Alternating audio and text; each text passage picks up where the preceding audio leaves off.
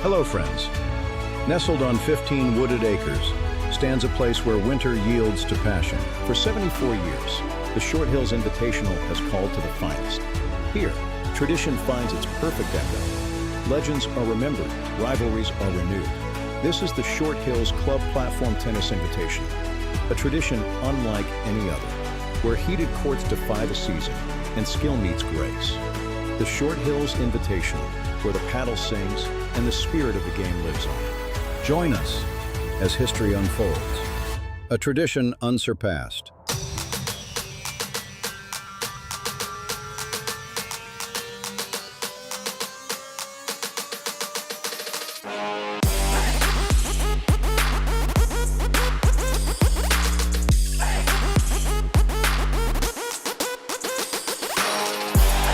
We're all tied up, and this first set is dead even. Unbelievable combination. Wow. Beautifully done. What a great spot.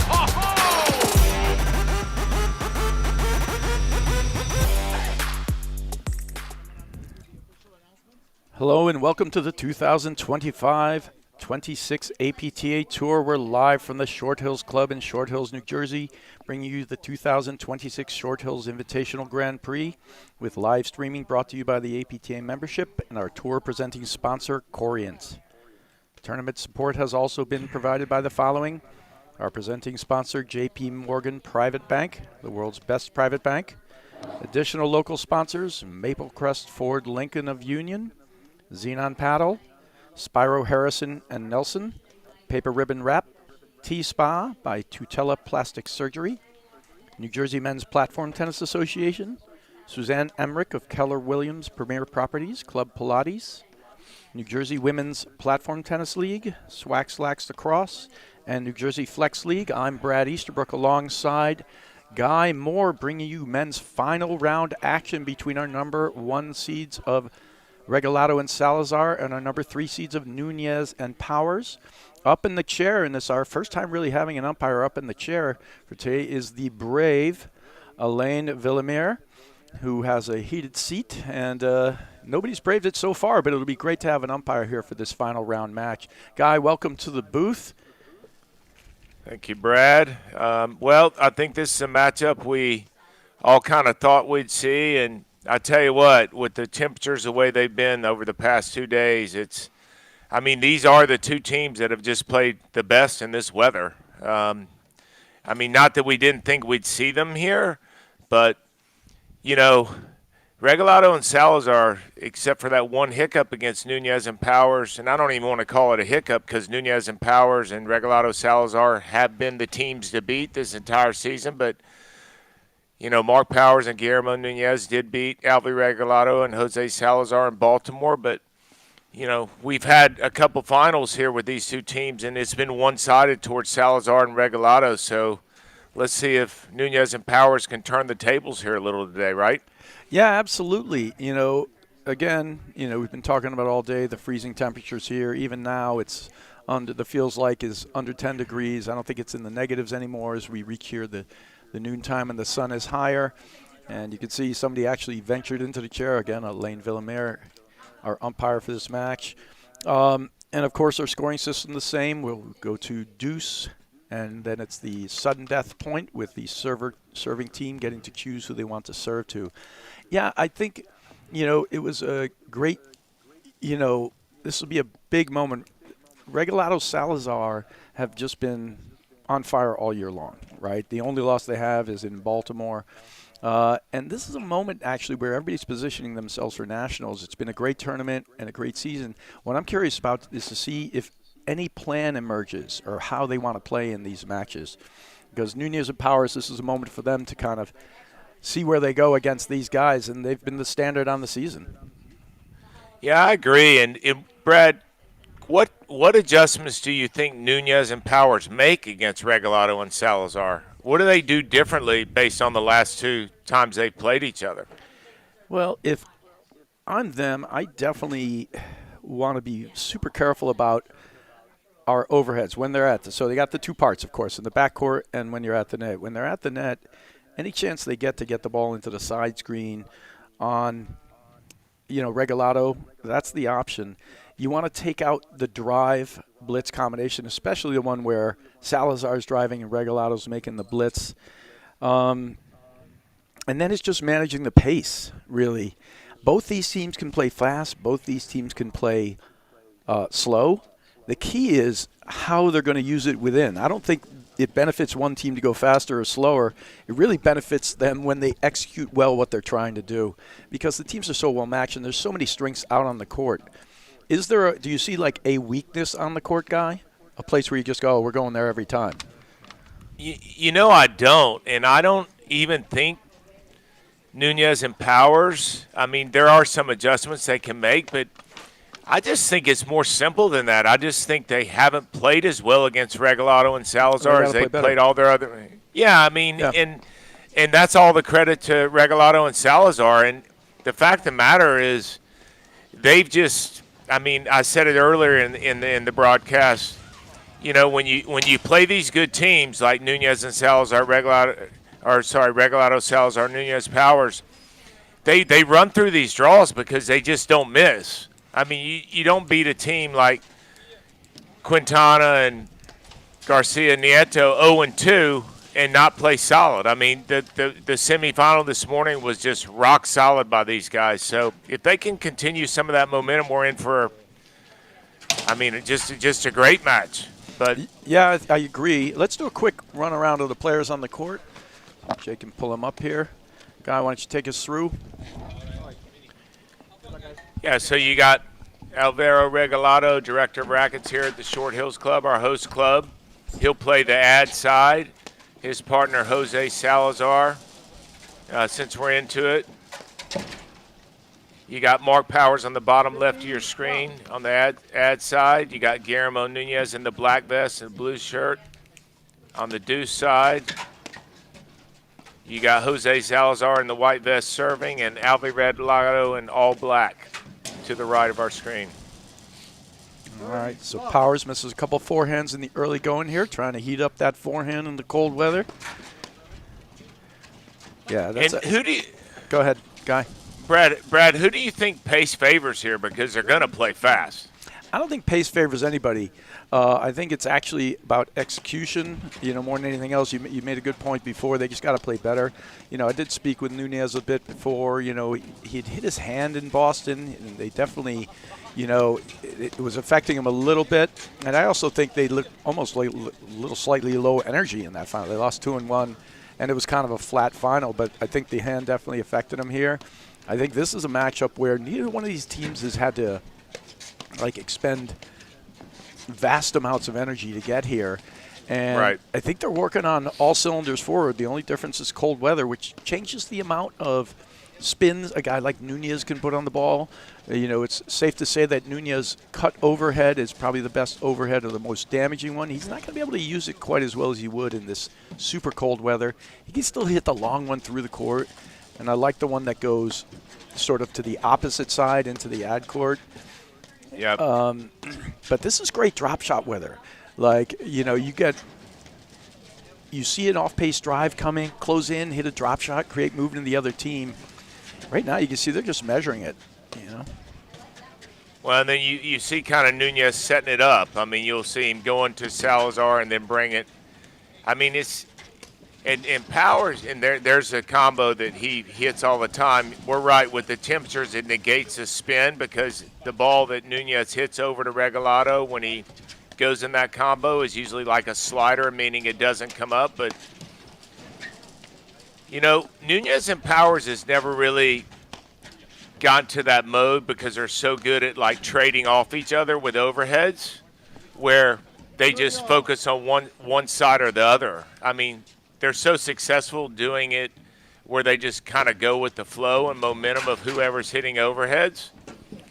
But I think, Brad, this match could come down to what a lot of the matches have come down to with these guys is how well they do the basics, how well they get into the point, not missing returns of serve, not faulting, not missing first volleys, because those are just freebies. Yeah, no, I think you make a great point, and you're talking about basic execution here. And if the game is Well, you know, it's the first game, so it's no indication of anything. But as of now, it's 3 forehands missed for Powers and Nunez, and those are the points that Regalado and Salazar have, right? But they're just trying to get their feel out here in the cold, and don't expect that to continue. You see they're actually given a diet of nice controlled three-quarter drives. Well, they're not really hitting any howitzers out here. And we all know, too, that Game, Regalado, Salazar. We lead 1 game to love first set. we all know, too, that Nunez is probably one of the best in the game moving forward, just like you saw him there getting involved in the hand-to-hand combat. But Regalado and Salazar have just always found a way to neutralize that. And I tell you what, Salazar, I mean, obviously Regalado Salazar just the team to beat, but Salazar plays with numerous people and makes them great. I mean, he's just a smart player. Yeah, I mean, you can say the same with probably all these guys, you know, with Regalado as well. In fact, Nunez, Regalado, and Salazar have all taken turns playing with each other in the tournaments. Mark Powers plays a few less, so he just played one off extra tournament with his old partner John Hughes, which is great to see at the Fairfield Open. Otherwise, you know, if he's playing, whereas these guys are using these tournaments also as just a way to sharpen their skills, so they'll trade off partners every now and then. And, you know, Nunez and Salazar won a tournament. Nunez Regalado won a tournament. So, you know, we're talking about the best in the game here right now.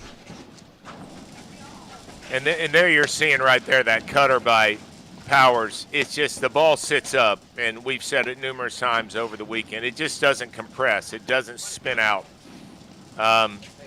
So the weather takes care of that and neutralizes the spin altogether. But I think I go back to what I said just a moment ago, Brad. It's going to come down to who gets in the point and just doesn't give away those shots that keep the points that short. I mean, missing serve returns and missing first volleys, and probably faulting is going to be the least of those three. But yeah, no, I agree. Mean, you're talking about teams that are evenly matched that just need to execute their game plan.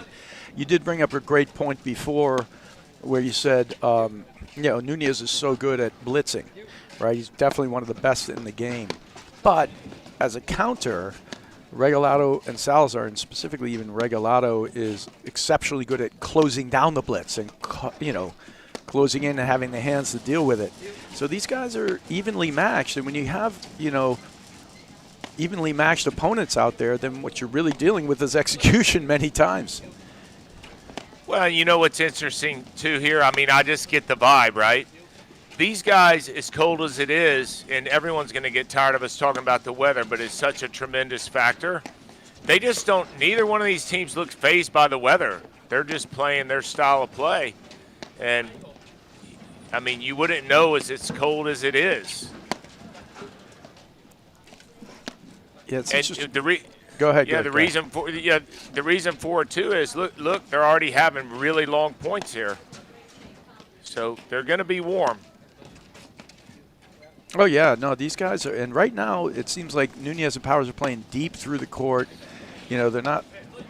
I think this weather lends itself to also hitting that short overhead, that's surprisingly short, or the drop shot to draw somebody up. As long as you keep the ball lower than the net, it's still a good situation. They're really giving them nothing to work with here. They're pushing it deep through the court, and of course Regalado Salazar staying equally sort of focused, and they're not taking a bite at the apple unless they got a good swing at something. There's the first hit you saw from Salazar in about 30 balls. Right. And that's what happens is they just go into this, we've said it over the last few years, they go into the lockdown and they just don't miss, and it applies pressure to the team, whoever they're playing against, saying, how do we win a point? Oh, that's tough off the top of the net. That's how you do it right there. He hits clips the top of the net, so the ball doesn't take its typical up-down bounce into the screen that was expected by Regalado. Ends up with a winner to the side. Good fortune there for Powers. I like that side screen overhead, though, today. I think that's going to be a good call.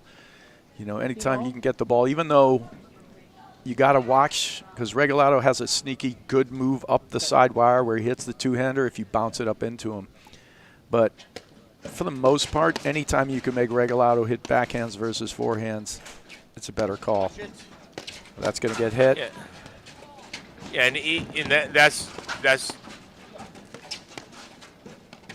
here we go, a little Yeah, back great and action. forth. Well, But as you well- know, even if Salazar's going to drive that backhand, it's from the middle, so you can see Powers and Nunez square to it. 30-15. I also think, Brad, that Nunez and Powers need to get a lead in this set because they play different with the lead, just like we all do, than being behind 2 or 3 games.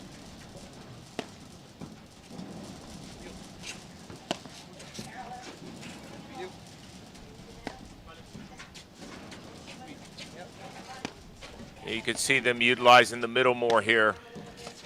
Yeah, they're just pushing the ball deep through the court, letting it drop a little. Not too many up and downs, just longer through. And that means that even if they're going to drive, you know, Salazar and Regalado, they got to hit the ball straighter. They're not going to be able to put it down at their shoelaces. The most danger you face is when your opponents get to hit the ball downward at you. Like, he got that under the net, and those are both really good drives, but they're going to have a much better chance.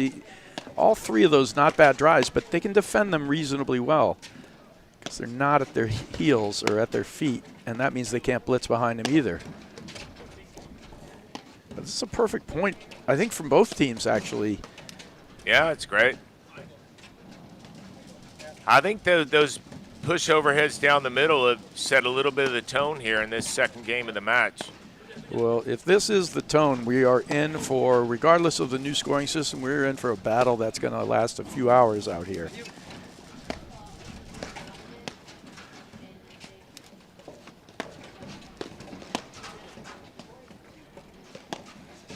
And right now, both these teams are giving an inch, right?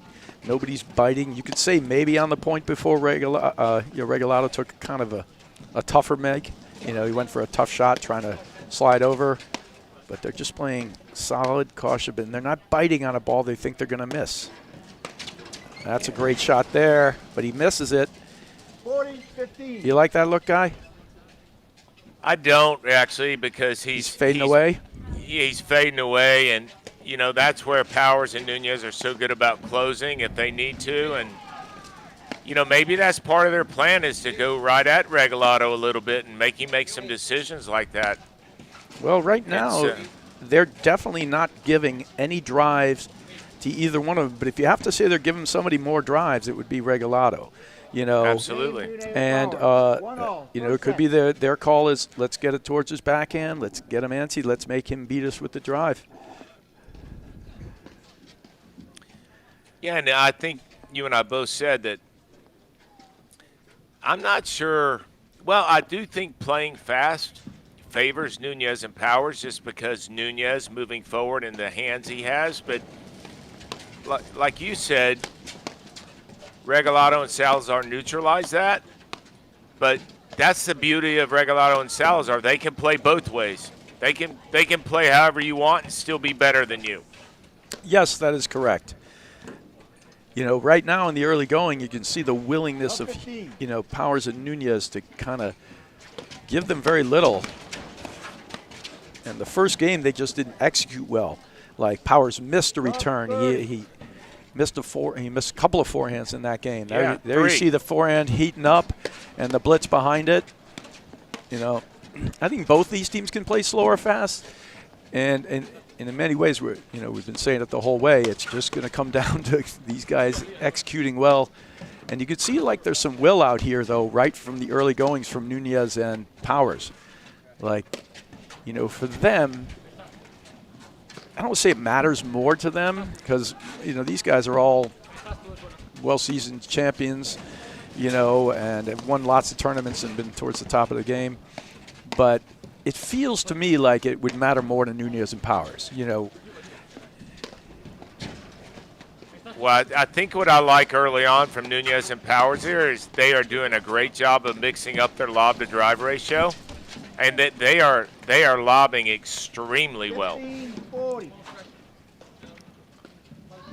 I think the big thing too, Brad, is not dumping that ball into Powers' forehand where he could go either down the line or inside out. because he'll hold it. Yeah, his forehand's great, and it's great with its variety and pace and spin. He mixes all three of them up, probably better than most. The biggest thing, like that last lob was great from Nunez, and he got Powers a backhand look. But if you have to take a look for Powers, I'd much rather he's hitting a backhand all day. He can hit that and make it. Sure can. But I'd much rather have him hit that than his forehand, which he's so good at picking you apart with his forehand. And he'll come hard fast, and then he'll come spin it up at you, and you're waiting for the hard and fast. You know, it's a tricky shot. Yeah, you just don't know where it's going. Yeah, like that. He just holds it, sets it, and then snaps it right through there. It's a great shot through the middle, but again, easily transition back. Now let's see if they go into this. You know, there's, again, long through, deep through the court, trying to keep it lower, trying to give them no up and downs. And that's long. They're just making a few errors. That's great. Wow. 2 break points or 3 break points with the scoring system the way it is now for Nunez and Powers.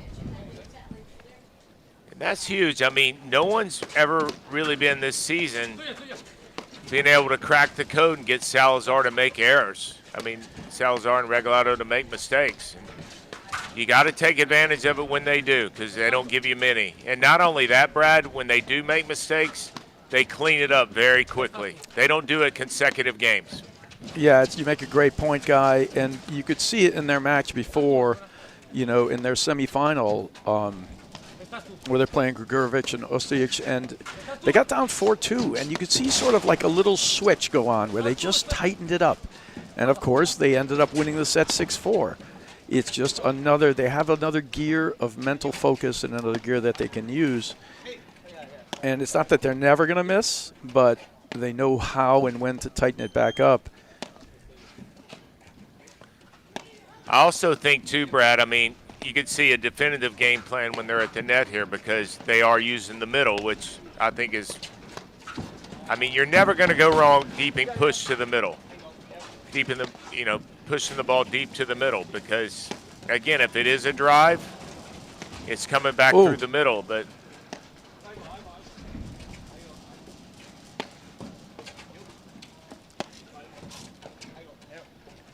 yeah, I just think they're willing to play longer points early on here. Oh, for sure. Nunez and Powers. They both are, though.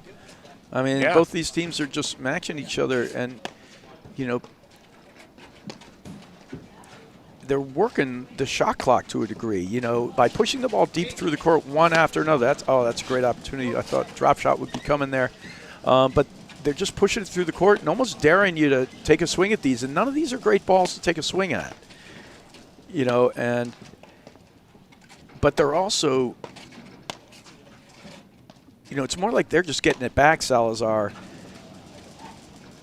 and Regalado. They're not like lobbing cross to a spot and lowing in there, and they're just doing a really good job letting the ball drop and pushing it through the court. So no balls are landing in front and bouncing up for them. Yeah, and I think as well as Nunez and Powers are playing the middle, they're doing a great job of what Powers just did. They're getting the ball to the outside. Oh, wow. The spin actually works there. I thought he was going to be in trouble when he hit that. It's hard from our angle to see there, but he makes it actually go back enough where it gets close to the net, and he can't get it over. Great shot. It's not an easy day to do that. That's an incredible amount of spin Nunez was able to put on that ball in this weather. Yeah, it's just a different vibe here early on. I think Powers and Nunez have made some adjustments. They've certainly gone back and watched some of the stream to see what's happened the past couple times they played these guys. And, I mean, so far, I mean, let's kind of define the adjustments we think they've made. I mean, obviously, when they're at the net, they're using the middle, and then by using the middle, they get their angles and outside screens open up, which I think they're doing a great job of, and it's creating a little bit more of a look where Salazar and Regalado are pressing here and there where they usually don't. Just a little. Yeah. That's all it takes. It's just a little. No, we said it's a dead even match. It's about execution. It's also about, you know, working that kind of game plan. We haven't seen, you know, Salazar hit his attacking drives like that have made a difference. And there's been no Regalado behind it with the blitz. They have all those things. So those points are off the table. Now they're just pushing the ball long and through. They got no attack. You combine that with the volley ability of Nunez and Powers, it makes it dangerous to hit these three-quarter drives because they can drop volley you or possibly get an attack into the screen after they move you away. So it's been a great combination. And, you know, after that first game where they made a few errors, it's been just, you know, no errors from Nunez and Powers. That's a little long. Yep. 15 love. Brad, It's great look. Brad, Another same point. tell us about, I mean, it's clear to see Salazar is lobbing down his line. Tell us why he's doing that. Oh, he's trying to force the play, you know, and it doesn't allow them to get it into his screen. Now he can move to the center and, you know, look to try and attack and see where the next ball is going to be going. It's also going to force the play over to Regalado more, but I actually think they're fine. You know, they're just going right down the middle. Everything deep. Everything deep. They're really not even using the side screens. You know, they are really just pushing, unless they have like a real opportunity to do something. Right, exactly. You know, they're just pushing it deep, giving them nothing, pushing them deep, giving them nothing, being in position. Yeah, like there's a good example of that. Even though Powers was farther back, I mean, they're getting the ball to the side screen. That's the main thing. I like that look from Powers. I like it, but in a weird way, is it necessary? What they're doing is working, meaning they're getting the other guys to miss. I don't know that them trying to finish the point is their better move. Yeah, I don't even know if he's finishing. He's just kind of going with what he likes. But yeah, maybe. I love the middle here is good. I was going to say, you know, Salazar lobbing down the line, you know, from a pattern standpoint like that. Lobbing down the line, goes over to Regalado, and then now the next ball goes to Salazar. They're trying to create movement. I tell you what, Great Nunez attack. He's carving it up, isn't he? He always does. That was really good defense. See, I like that deep play by Powers there, right at Regalado. Sure, especially at I that think it's pace. perfect.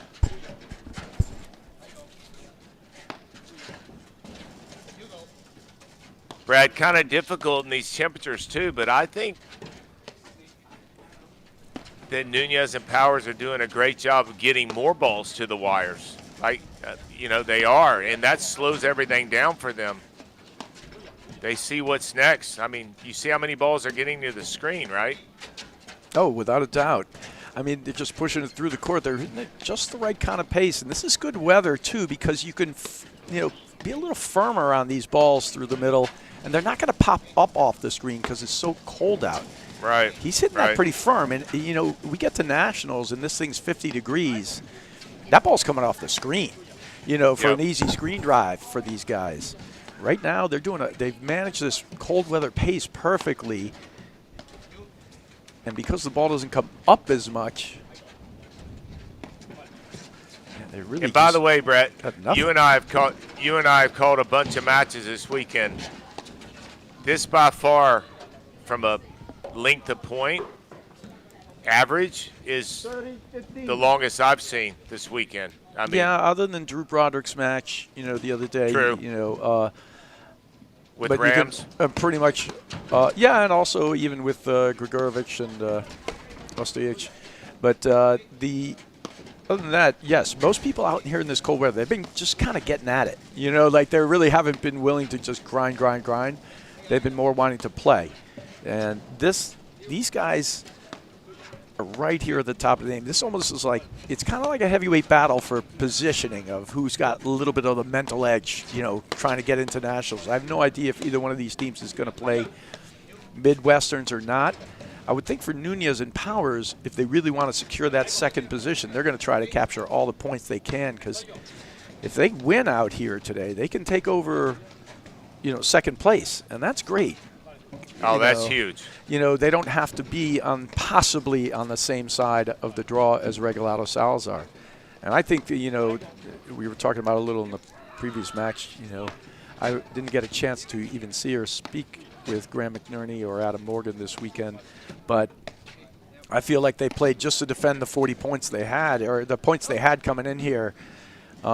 And right now, we talked about the execution factor. The Nunez Powers are getting exactly what they want. These guys are forcing and pressing a little and just making an error 20 balls in, but they're getting nothing to hurt them with.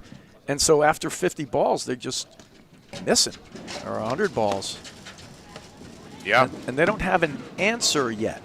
Normally, at this point in a match, you would see Salazar and Regalado going, you know, there'd be 20 blitzes and 20 Salazar drives and Regalado attacking. We're seeing none of that. And it's strictly all related to Nunez and Powers, just keeping the ball low and through the middle of the court. And then finally, when they get an attack, they try to do more. Well, and guess what? Whether this is on purpose or not, I like the switch in the backcourt already from Regalado and Salazar, just staying there, because that's what they do well. They make adjustments quicker than most teams. Again, that was a forced drive to me. You know, there's a forced lob out there and a forced drive. He's like forcing that. He's like, I got to hit it low. I got to make something happen different. Great job, Nunez Powers, in the early going here. Yeah, so Brad, looking ahead to Cincinnati, our last Grand Prix of the year, guess who Jose Salazar's playing with? I'll give you two guesses, and the first one doesn't count. I'll go with Guillermo Nunez. Why are you? By the way, I just teed you up for that. I didn't know that was actually what they're doing, so that's a fact. You know that? It is a fact. I'm looking at it. All right, so they're already in there. That means these guys have already – this is their one chance, actually, for Nunez and Powers. I suppose they could theoretically change that up if they wanted to, but it's great. These guys are already in position. If Nunez Powers win this, take over the second place, I'm curious to see what the points are. I love the drop shot looks today. When you see Nunez in this weather, knowing when to back up, and that matchup doesn't favor him, you know, closing in. I mean, the ball was just a little too low for him to do enough with, and he just faded back. And we know, Brad, he's probably got the best lob volley from the middle of nowhere than anyone in the game, right? All right, serve called out. Question there. Nunez Powers on a 5-point streak. Thank you. That's our court director statistics there popping in. And a 5-point streak where they're just giving them nothing. They're giving Regalado Salazar nothing. And nothing to work with or play off of. And you look at Powers, I mean, a blasted a two-handed backhand and then a chip backhand. If you don't get that ball to the wire with him, he can speed up the point. He can make it quick from that backhand side. And he's throwing in some feints here. Great little blitz, and Nunez, smart lob volley. And most players would lob when their opponent's partner's up near the net, but Powers still tees it up. And he's going to work with the forehand. Great volleying here, an incredible net defense from Regalado Salazar. If they can get this point, this at least is some good positive momentum. Because I can't say anybody's doing anything wrong out here. It's just phenomenal defense. That's a perfect lob afterwards. Could have followed it up with maybe a blitz in the court. And I would say this is where Regalado Salazar can turn the momentum. No, this is a great point for them, from both teams here. And if, you know, Regalado Salazar can get this point and get into this game and somehow steal it, that would be a massive momentum shifter. Great move, great point. I don't even mind that move. 15-30. Well, I guess my question too, Brad, is does that pace, because that was a different pace, because Nunez and Powers have lobbed a lot more than that point, does that favor Regalado Salazar here? I don't know. I'm asking. Ooh. You know, I don't know, you know, either. I think that was a well-played point on both sides. I think it juiced up Regalado Salazar to be able to win that big point is the only thing. It wasn't really so it got quick in and they were able to defend so well. It's just, you know, it'll pump you up, that type of point. I don't know. I just feel like sometimes Powers and Nunez drove a ton of balls that last point. Yeah, they should slow it back down again.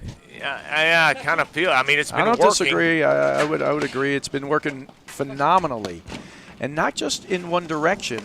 It's been working because it's, you know, you can feel Regalado Salazar try to force a few balls here. You can see it, and that's almost never the case. And here we got 2 points for Powers and Nunez to win this game. That's where the scoring's changed it. That no-ad sudden death point. Big difference between 3-2 and 4-1. Let's see if they go back to a little more lobbing here. I love that lob. That was Great perfect lob. down the line lob, and he stands in looking for a possible blitz opportunity, but they're not. They're going heavy in here. Not sure if this is good or bad, but phenomenal shot into the crease, and now they get to the sudden death, our first sudden death game here. This is a big one. Yep.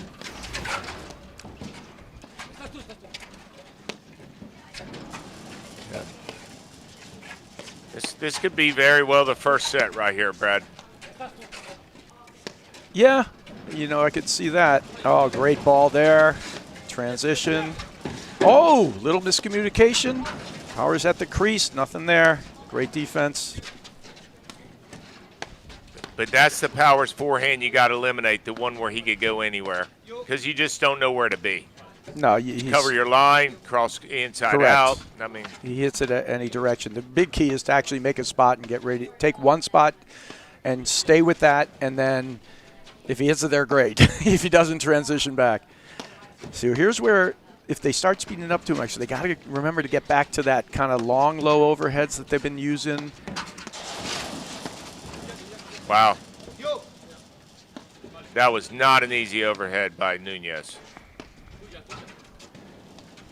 Yeah, long and deep through the court.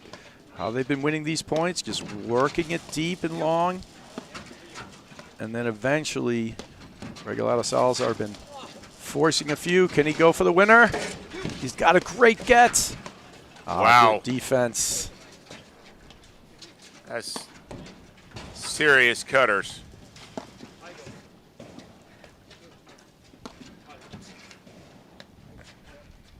I mean, you got to feel like the pressure's more on Regalado Salazar here.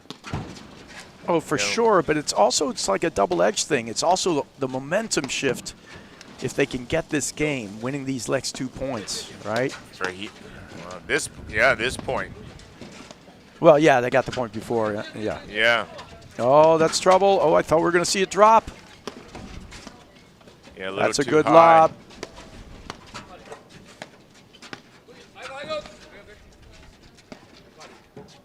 I would look for a big backhand through the middle from Salazar at some time here.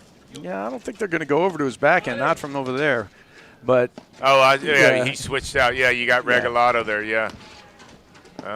But they're just keep it comfortable, keep it deep down the middle. These points are so important. These teams are so evenly matched.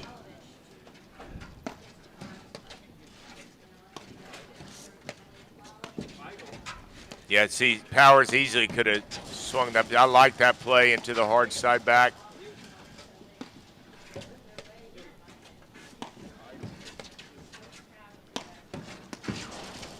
Wow.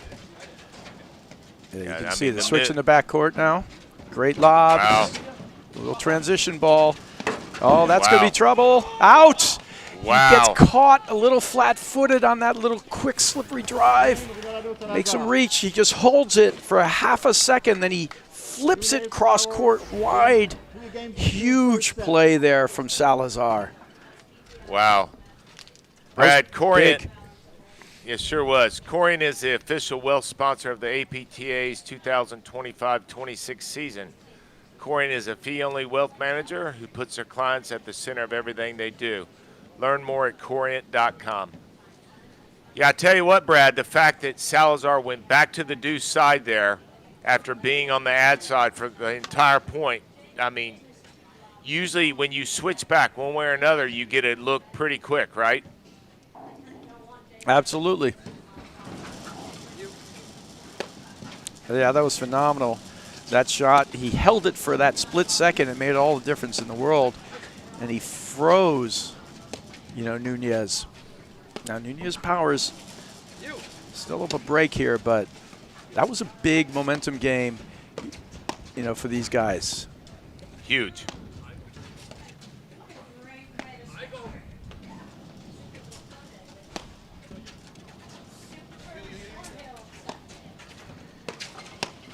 Yeah, see, even that drive, there's nothing there for him. He's fading away. You know, he's making a volley, but just done a phenomenal job. There's a hit.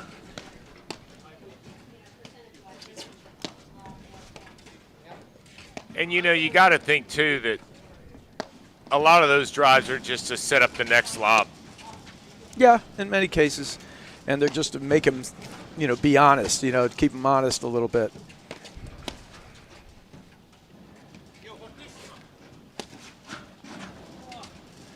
I think Brad, too, as See, well I as find the everyone's more they're playing. attacking, though, Guy, the worse it's getting for them. If they just stay with their long, Well, deep through 15. the middles. I agree. I mean, and Brad, whether that works the entire match or right now, who cares? But it's working right now. I agree with you. Who cares? And if it stops working at some point, feel free to change it. But right now it's working, and what's starting to fuel this comeback a little bit is overplaying some. Now there's a perfect opportunity. That was an overplay by Regalado Salazar. They're coming in. He's hitting the ball up to Nunez, who's right back on top of the net and stuffs it. I think Salazar just missed his spot there. He kind of teed him up. Yeah, too high. Oh, those are big Well, forehands. I was just going to say, too, before Powers missed that cutter overhead, it's, you know, right now it's going to come down to errors. Who just does not make the uncharacteristic error? That's it. I mean, you don't see Powers missing overhead from 2 feet inside the service line. You just don't.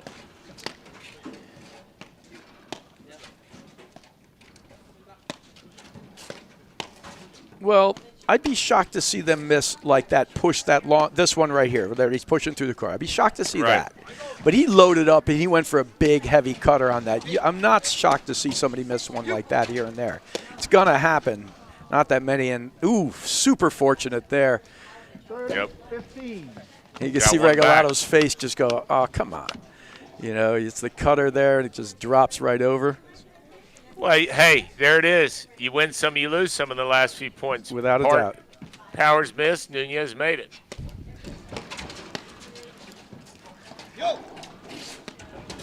That's going to be too good. They're going to transition back. Yep.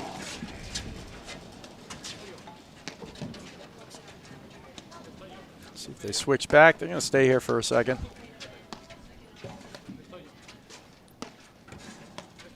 Yeah, this gives you an easy path to the middle.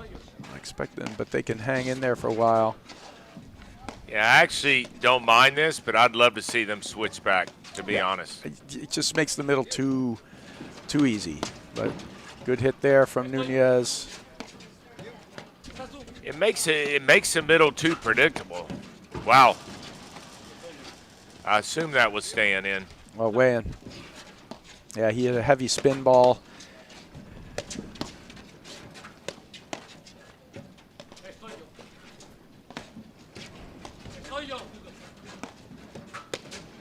I think, too, in this temperature, unless you hit a great lob, it's tough to switch back in that backcourt. Just anything behind you is ball game. Yeah, they're comfortable, obviously. I mean, you know, and they're picking away here with their backhands and still getting some looks. Oh, that's a monster right there. So maybe they had it right the whole time.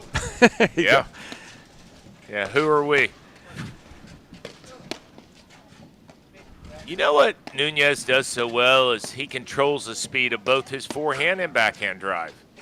I mean, you don't know if he's going to hit a heavy ball with RPMs and spin or just hit a blast like that. Just a great point. Beautifully done. The quick one into the screen before. He never quite gets set on the next one. And he cuts it just enough where he's afraid to let it go to the screen. Yeah, and that ball's so tough in this temperature off the deck. I mean, you can't let it go to the screen there, but if you did, you might have more time. I don't think so in this case, but I mean, it's tough to block that ball with spin on it.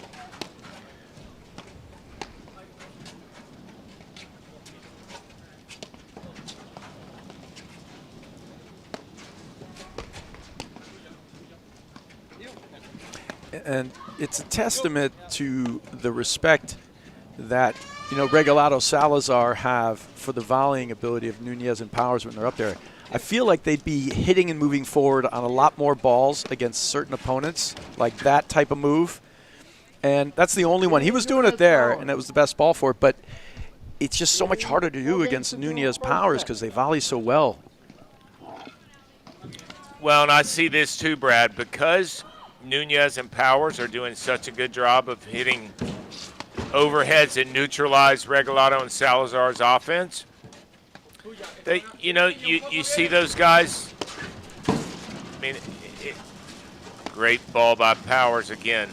Yep.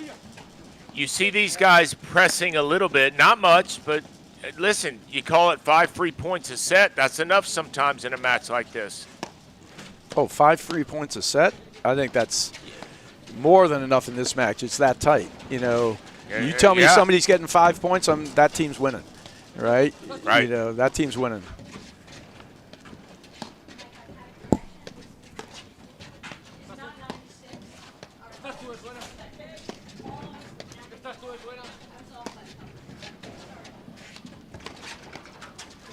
And that's you're talking about what I mean. that, the lob volley, yes. Yeah.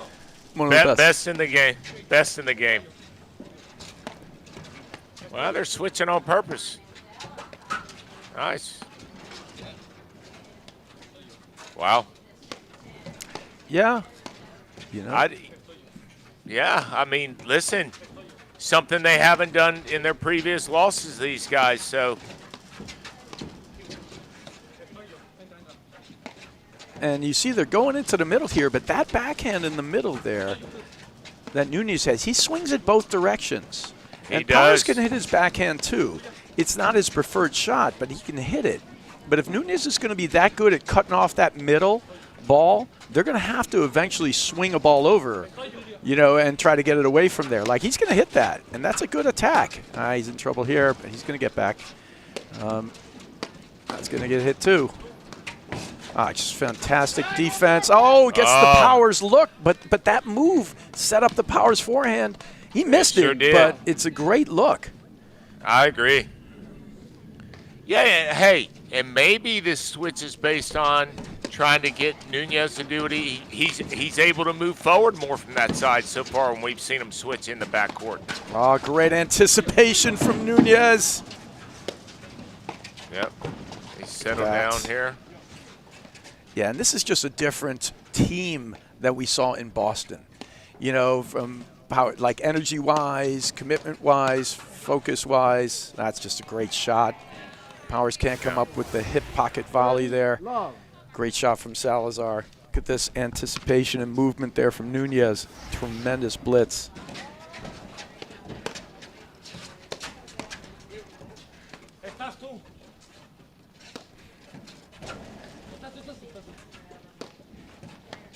Well, Brad, I think we all know this for certain. Regalado and Salazar are never going away, ever. Nope.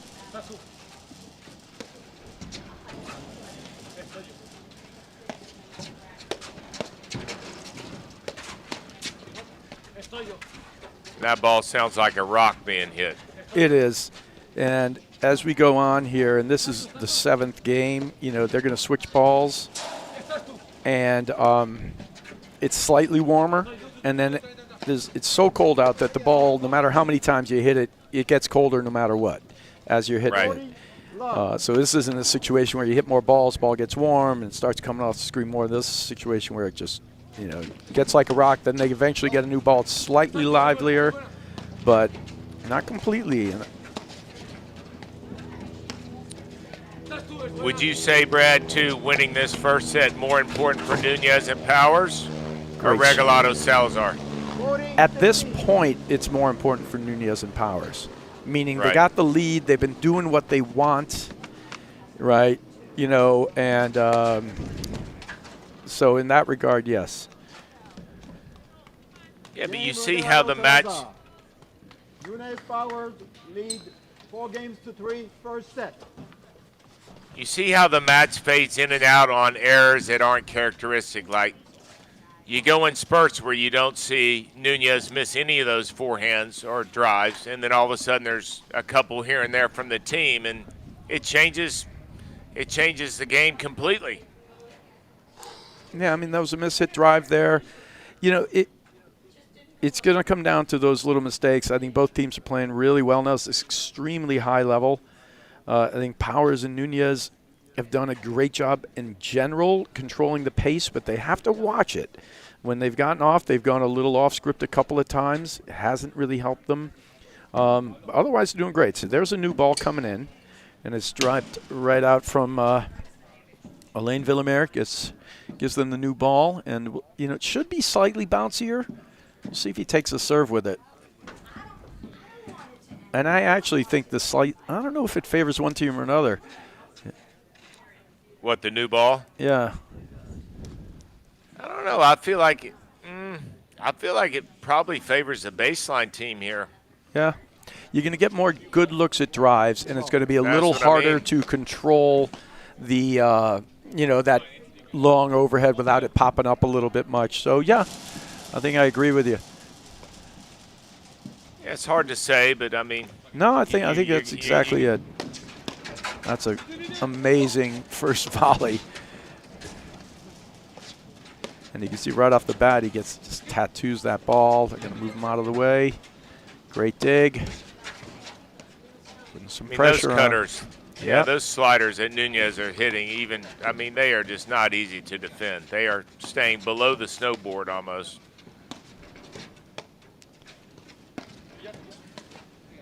This is where Regalado and Salazar usually dig in. They'll wait for the right look.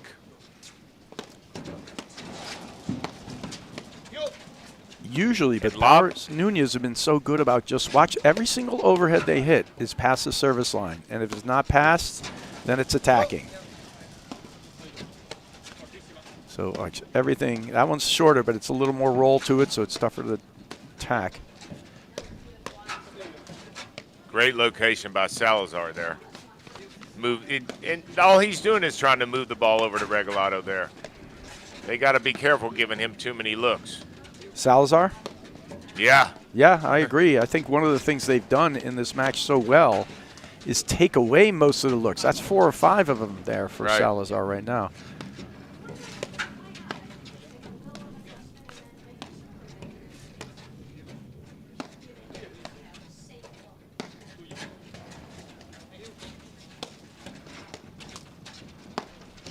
Oh, good shot. He sees him sneak up. He just pushes it through.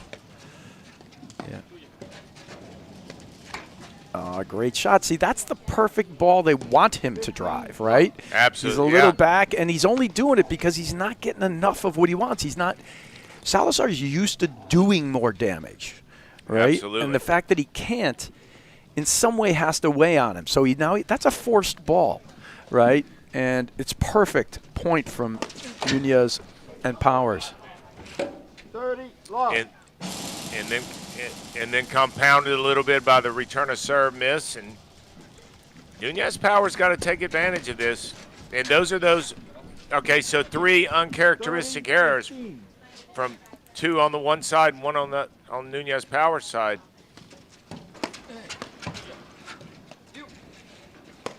Yeah, they're not going to be flawless, of course, but but it's really, like we said, it's so evenly matched here that it's going to come down to just their ability to execute these things and to stay with their strategy. I thought that might get hit. By the way, have you seen Salazar or Regalado miss a ball where they're in the blender spinning around? I mean, they just don't miss that. They miss, or all these guys miss balls that are what any of us could miss. They don't miss the most difficult ones. Yeah, they're beautiful at setting the paddle down, underneath it. And they're just so athletic that they keep their composure as they move to get these balls.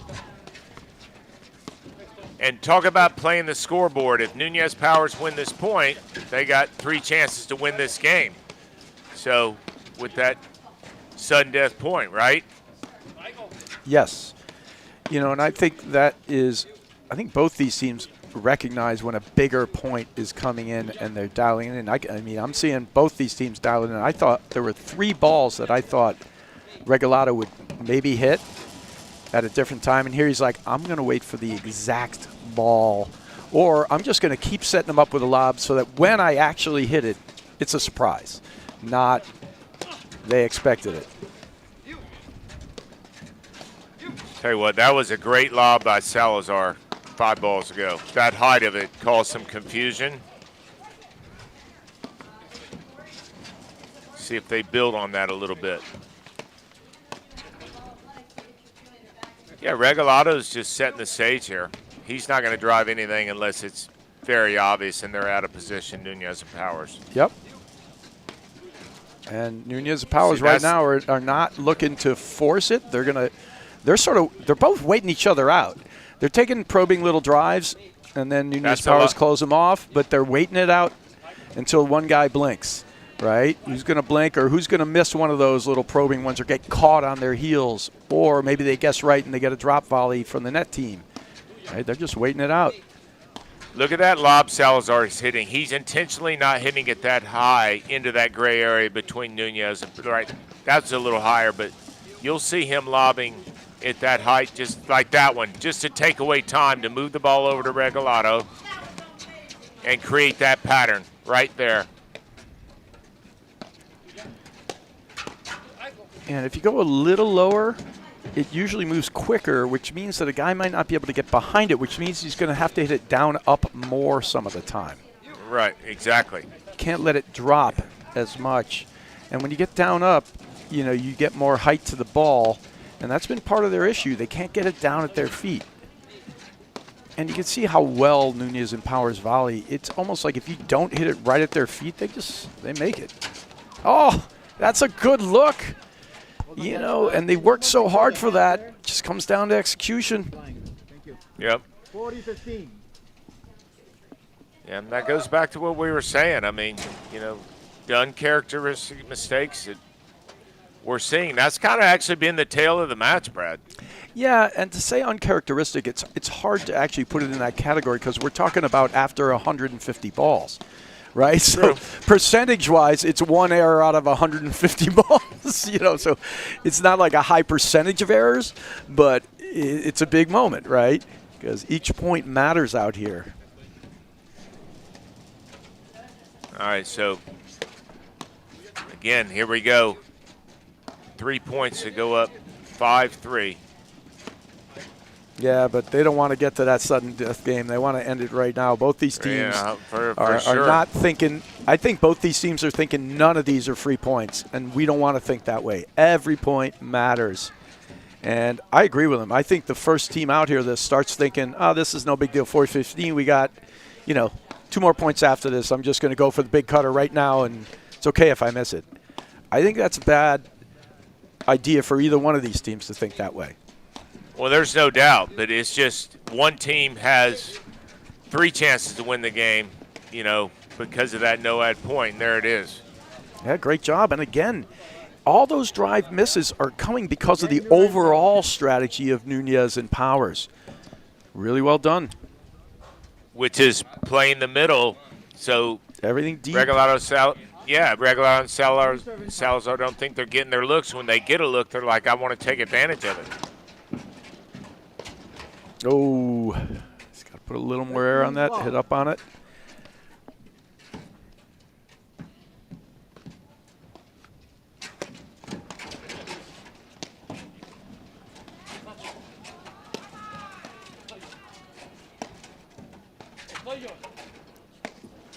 Brad, do you prefer Salazar or Regalado hitting overheads here? Salazar or Regalado hitting the overheads? Yeah, do you have a preference? You know, that's a great point. I do think they work well, and Salazar has been taking more of the overheads in general, which allows Regalado to sort of cut off the net more. But in this game, I don't know that that's going to be a factor that much. I don't see it. But this is how it's mostly designed. You know, for Salazar to start hitting a lot more rollers and attack the creases. There's a switch in the backcourt again. It's been very effective. This backhand in the middle from Nunez, and then and then he puts the blitz behind it, which just forces the play over to Mark Powers' forehand. And I love this. It's almost like Nunez and Powers came here with a couple little tricks and thought process in this match. Without a doubt, they've made some big-time adjustments. And it's funny because we're talking about percentage points here of separation, right? So 1 point, 2 points, that's the separation points we're talking about. You get a couple more here, and what a difference it makes. There's a good blitz. But even that creates a faster ball over to Mark Powers' side. Now, he doesn't get anything there, but it's a good play. Yeah, they just can't go with Nunez there. His hands are too good. Yeah, and a lot of people would think they can, and they wisely went behind him. He's coming in with his paddle right out in front of me, and he's moving into the space where the ball is 90% likely to go even if they come at him. He would have to thread the needle to try to get it around him. And as you said, his hands are so good, he might make the volley anyway. Yeah, look how far up he is there, just kind of threatening. Oh, what a shot. And what a volley there from Salazar. He's like, that's a little payback for that cutter over that dribble off the net. I mean, Powers times this. You know, 99% of the players would not even strike that ball. And it did catch Salazar off guard, but luckily he had his hands out and just makes a fantastic reflex.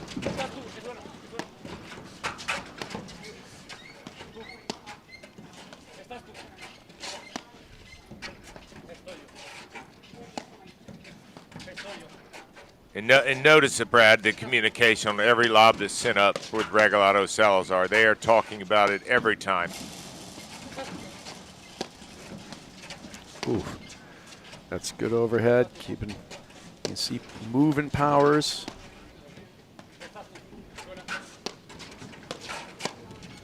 That's where Powers is so good. I mean, that was not an easy ball to drive. Oh, he reads it.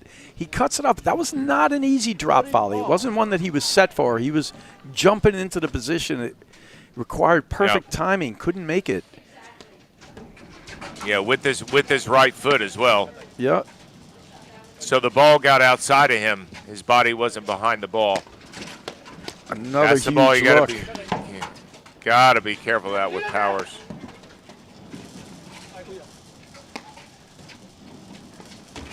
Oh, a dribble the other way, and Nunez in. Great defense. Powers still lights it up.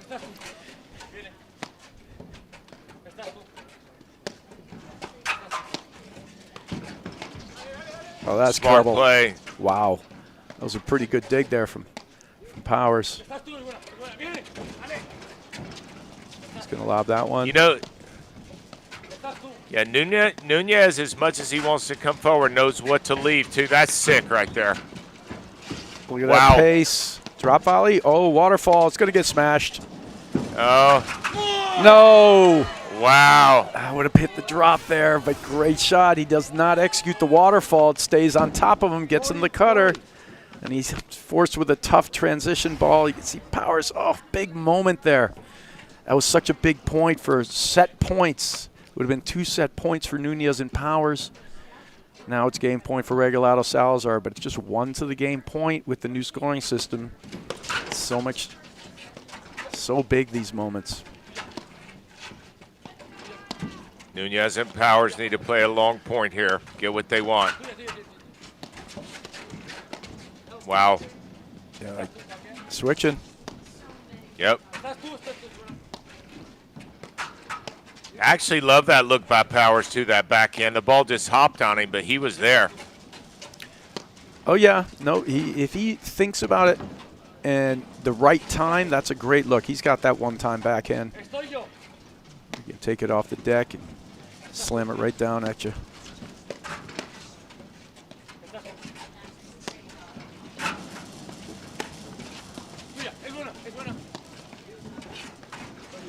Smart lob by Nunez.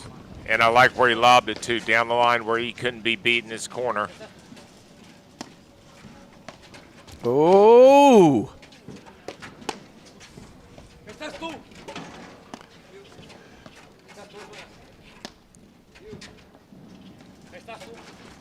Brad, can you translate all that stuff going with Regalado and Salazar, or not really? Not without AI. Okay. I mean, some of it. But Switching back. Still, I like it. Yeah, I like it. Oh, these are great points. I mean, this is you cannot. I mean, the level here is extremely high. These guys are working each other, attacking at the right times. This is what I was talking about earlier, too. How good are the hands of Regalado Salazar? I mean, just an onslaught of drives from Nunez and Powers. Yeah, all 4 players. You know, it's the reason why, you know, these are 2 of the top teams in the country.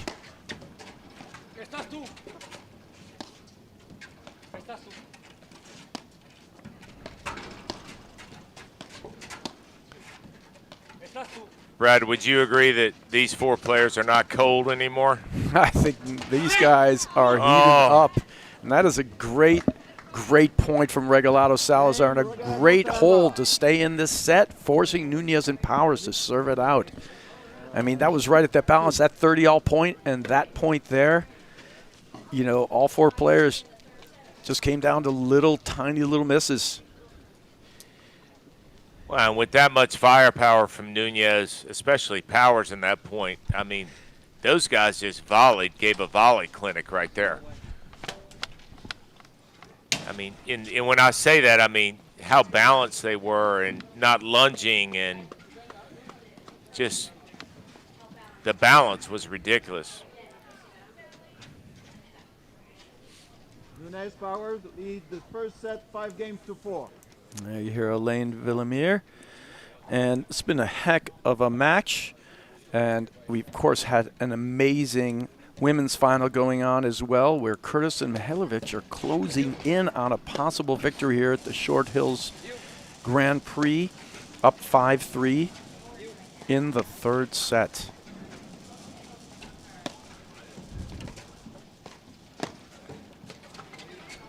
I'll tell you what, that just goes to show the depth of the women's game, right, Brad?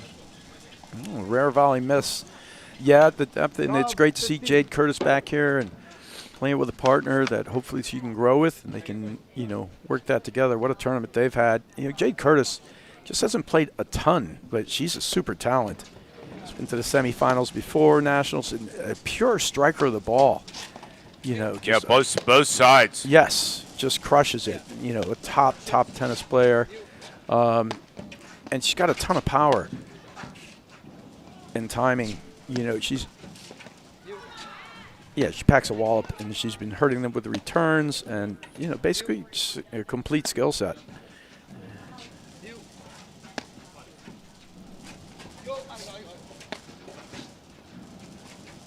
Yeah, and I always feel like with Regalado and Salazar, no matter what they're down in a set, that they just don't feel it. They just keep making adjustments, and they go into a mode where they just stop missing.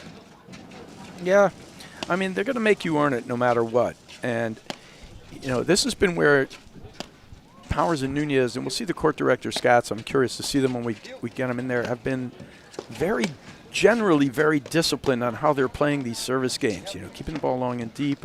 There's been a spot or two where they sped it up maybe a little too much for them.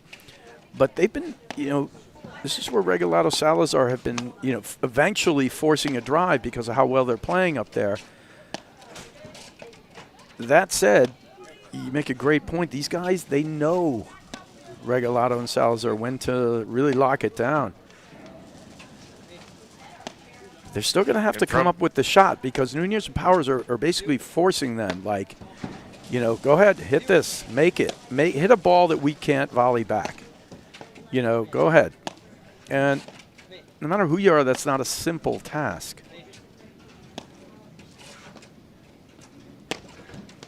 And you see Salazar, when he knows the ball's not going to come to his corner, will play way out of his corner.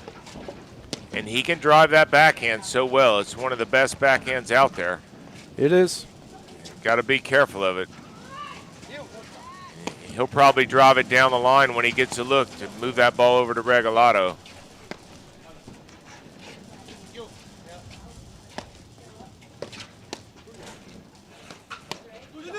Wow, he held that well. Yes, he did. Snapped that wrist, didn't he, Brad? Yeah, it's all roll. The ball's actually under the net. Not a simple drive because he can't drive it down, so he's got to hit it up and have enough spin on it so it's dipping. And he got it underneath the net, which is very impressive for that shot. It wasn't easy. Good volley. Again by Nunez and Powers.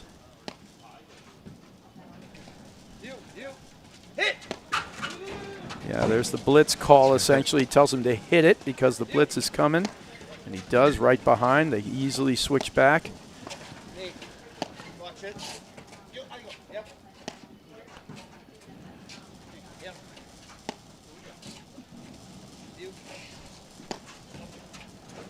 Regalado's starting to stick his head in there, right, Brad?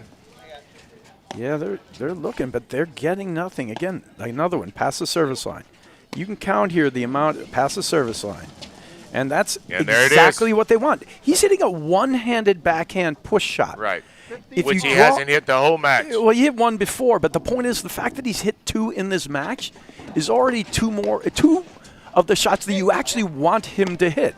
What you don't want is him coming in there and ripping that two-hander moving forward at you, right? Right. They're not giving it to him. They're hitting every ball past the line. It's just a perfect point.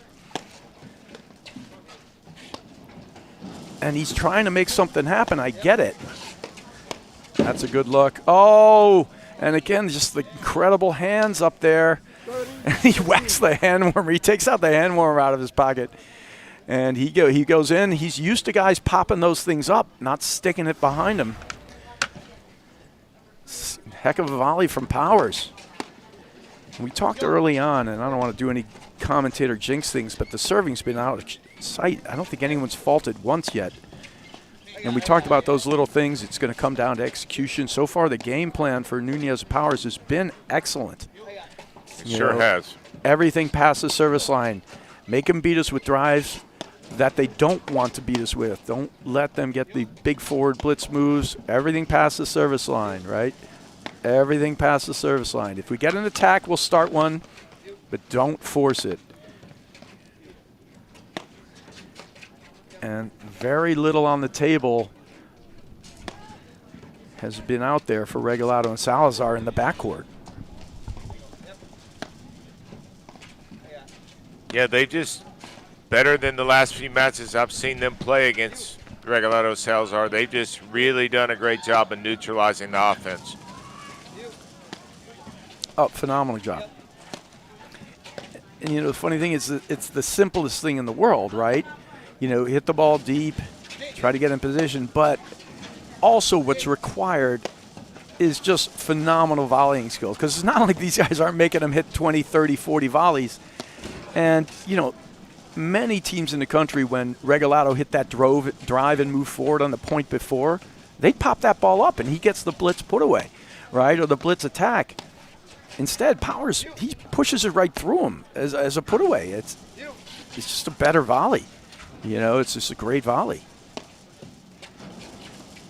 And it's really the difference and sort of the separator out here.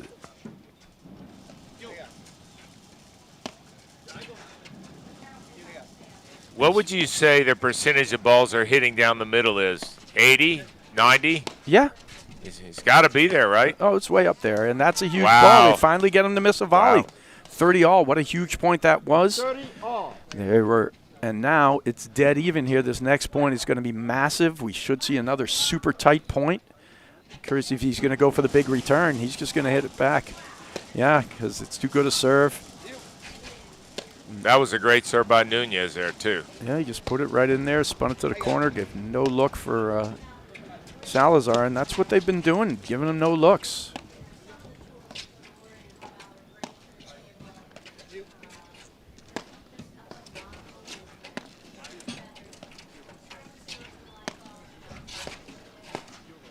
Got to be careful with that one. All right, so Curtis Mihailovic, they finish out their Grand Prix run with a final round win against Halbauer and Zabori. So phenomenal win for those guys. Oh, he's faking the drop. Surprised they didn't keep going after him. Now they go for the force cutter, and it's a break point for Regalado Salazar, weathering the storm. 40. Yeah, it works both ways. That looked a little forced. Yeah, they just don't need it. They haven't needed it. Correct. They're winning the points the other way. They're not. How many put-away overheads have Powers and Nunez hit? I think Powers has just hit one. The one that Regalado. But the point is couldn't that get that's to. not how they're winning their points. No, right? exactly. Right. That's so, it. And he's going for the put-away. Or I mean, I understand attacking again, but to me that looked more than attacking. That looked like I'm putting it away, and there we go. He's calling it out by that much. Let's see what Elaine Villamere has to say. Ball was out. Okay, he's just I was waiting for them to ask him. Ball's called out. They question it. 5-all now. Great break from Regalado Salazar, and we get right to the end of it. And the one little break they have is one team's forcing it, the other team doesn't. In that case, it was Nunez forcing it, and then they missed a volley or two in that one. They just didn't execute all the shots they've been doing all day long. Yeah, for sure. I mean, I think this whole set's been about who's forcing when you don't have to. Yeah. And also, they just missed a couple volleys, too. Like, they had, they're not going to make everything. It's just a question of the timing of these things and then keeping your balance throughout the whole thing. That's great. Just out. That's been a while since we've seen a lob long there. But, I go back in this set to that long point where Regalado and Salazar just, we said it, put on a volley clinic. And it just changed everything. Great get between the legs, a tweener there, Brad? A tweener. Yeah, he's hitting 5 or 6, 10 of those. It's actually for, these guys, it's as easy as any other piece. He could have ran around it, made it. So athletic, too, that when he hits the tweener, a lot of guys wouldn't hit it because then they sort of turned around. Their Powers goes to work again. Attack volley, and then he swats that one. I think he was letting it go, and at the last second, he just swatted at it because he wasn't sure. That's a big point there, a little turnaround. And again, little cracks just happening here right as we get to the end of this set. See if Powers and Nunez can right it. All right. 30-15 now for Regalado and Salazar. And they just hang around and just do what they've done well their whole career. They just stop missing. Yeah, and then, Nunez and Powers just threw in a couple, and that's all it's taking. Yeah, that's it. And there's Got to the comeback. remember, short a moment ago was 5-3. Yeah, they were a point away from 3 set points, Nunez and Powers. At 30-15, up 5-3. Great shot there. He goes for another tweener. Not that time. Well, the problem with that one is they both went back for that overhead at the same time. At that point, there was no reason for Regalado to try to come back in. He should have just retreated to the back, and they could have lost it. That ball's going to flip out. And now it's just like things are going a little bit wrong for Nunez and Powers. They've had the plan the entire time. Yeah, it's a little fast, Brad. Yeah, and it just got a little lost. That's going to be trouble, but what hands? And that's what I was saying earlier, too. Nunez and Powers can do this with 99% of the teams playing paddle, just not Regalado and Salazar. Well, I'll take that back. They just got to choose the times they do it.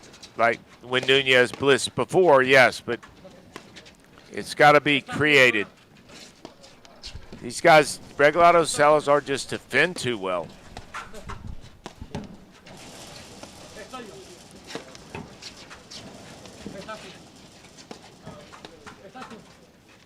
The other thing, Brad, that Regalado and Salazar do well is they know when to slow it down. They know when to speed it up.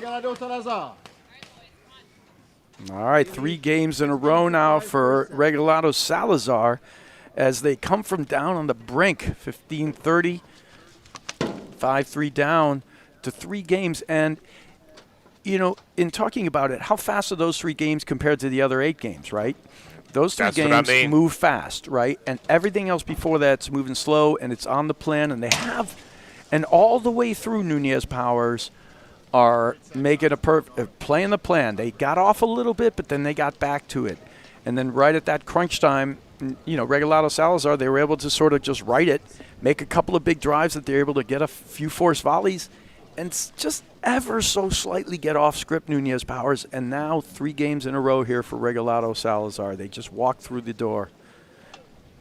Well, if you look back over the years of the teams that have matched up well against Regalado Salazar, I mean, By years, you mean the last two years? Because they burst on the scene going right to a national final. Yeah, well, the last 2 or 3 years, yeah. So the fact of the matter is, I don't know if the way to play them is fast.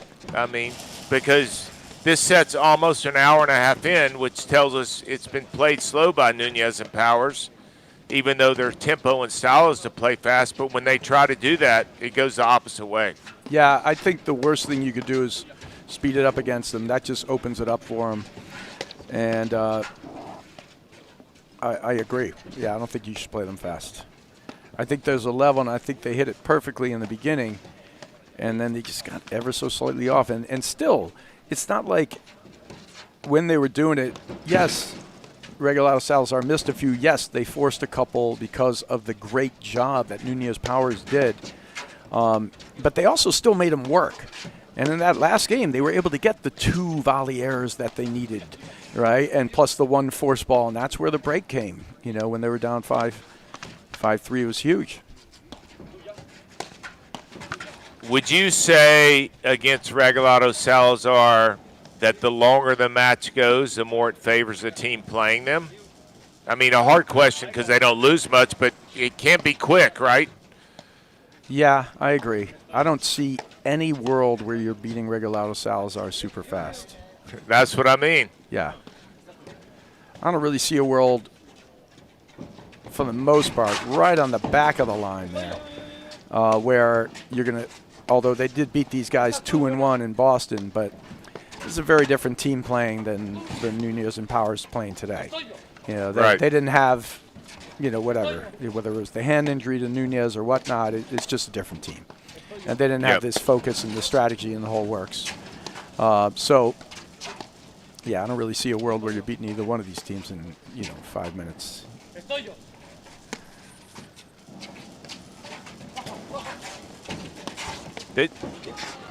Oh, just another one. Beautiful tweener. Yeah, he's working on. It's 2 for 3. Plus, and that plus 1 the other way, from running backwards. So he's 3 for 4 on the tweeners. Perfect drop. I love the idea. Great choice on the lob, and he just goes for it. Nice try. I don't blame him. I like that look. I mean, he was on his tiptoes hitting that, Brad.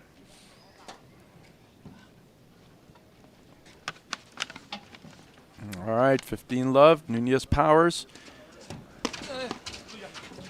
trying to hold on here after being, establishing a great lead. There was a lead for Regalado Salazar, and they won the first game, and then basically Nunez Powers took over.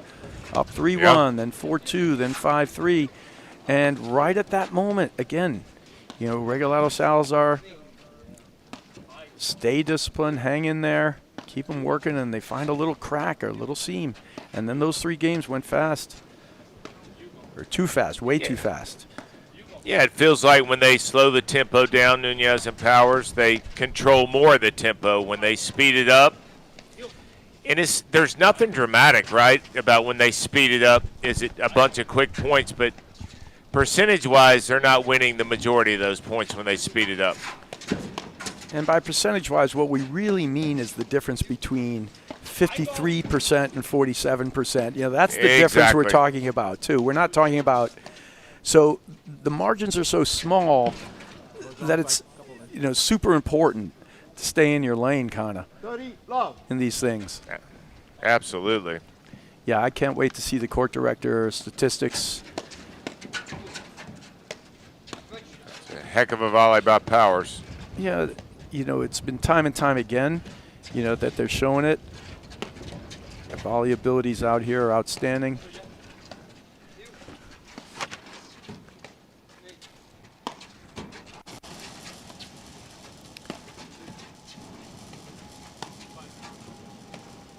Oh, good lob. Places that right over Powers, pushes him off the court, but another good soft, deep overhead. And these teams are staying disciplined. Yeah, Nunez and Powers, that listen, played a few quick games, did not go their way. I mean, hey, they went back to getting what's back to working. work the other way, right? Exactly, getting back to work the other way, and that's just, you know, good, smart play, you know, for them. I mean, the middle is the middle here. I mean, that's fine. Yeah, your tendency, Brad, is to want to attack, right? Attack the side wires. It just feels better, but not the way to beat this team. Yeah, it's, you can occasionally attack. You don't want to go attack, attack, attack. Believe it or not, when Nunez and Salazar get to play like these heavy points where they're scrambling, defending, one after another, it fuels them. They love it. That is just outstanding volleying by Mark Powers.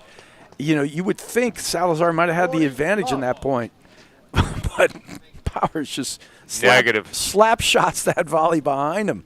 It was like Ovechkin. Did Powers play hockey at Yale too, or no? Yeah, I think he did. And Yale's got some pretty good hockey. Yeah, but I think that all goes back to them playing the middle and Salazar and Regalado, whether they know it or not, just pressing a little bit, saying, hey, I want to get a look. All right, so possibly headed for a tiebreak here in the first set, and it would be very fitting. The level's been super high. You know, you can see the strategy these guys are using.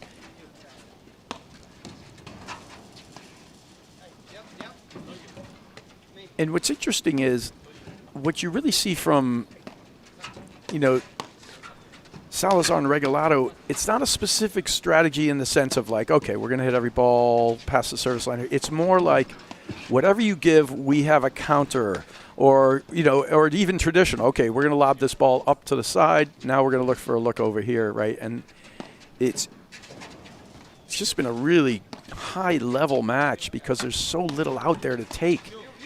And then you take your best shot, and then the other team makes a volley like that, right? You know, that's a great look from Salazar that he earned with their lobs.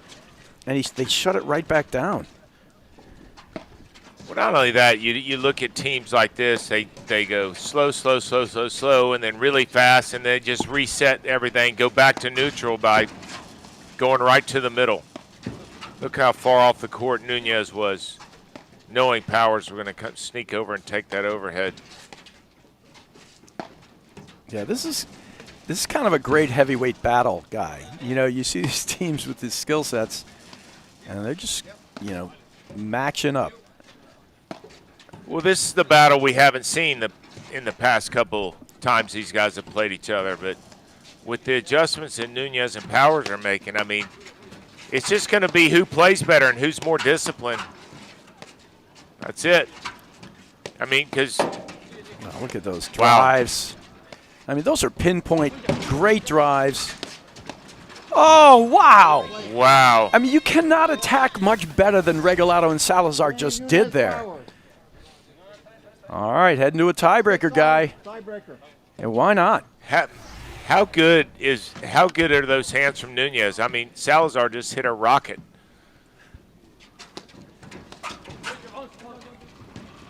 Oh, killer. Because we talk about how important each little point is, and he's not even going for a big one, but a heavy kicking serve. Powers just gives it a little push. Ball travels long. Those feel like, in this match, that feels like, thank goodness. I mean, like, it's just like a freebie, right? That's what I mean. Freebies, that's it. No, listen, it's such a big deal. And Powers wasn't doing anything wrong. He just missed. He just missed. Yeah, that ball jumped a little bit. Yep. You know, great serve.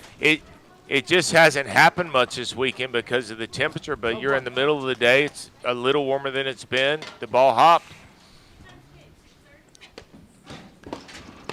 All right, so, of course, regular tiebreaker, first to 7, win by 2 points. 1-0 Regalado Salazar on the big serve from Jose Salazar. I'm Brad Easterbrook with Guy Moore in this incredibly high-level men's final between our 1 seeds Regalado Salazar and Nunez and Powers, our number 3 seeds.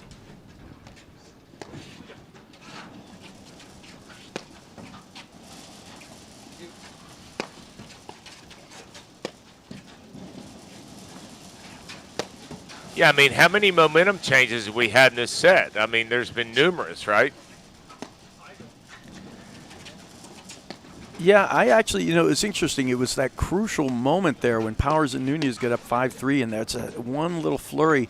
And also, you could say at 3-1, and what a great lob that is, and that ball sticks on the side screen. Powers is there, but he can't come up with it. 2-love now, Regalado Salazar, where Nunez and Powers were up 3-1. And there was that huge back-and-forth game. And I believe it was a sudden death deuce game that Regalado and Salazar closed to win, you know, to get to 3-2.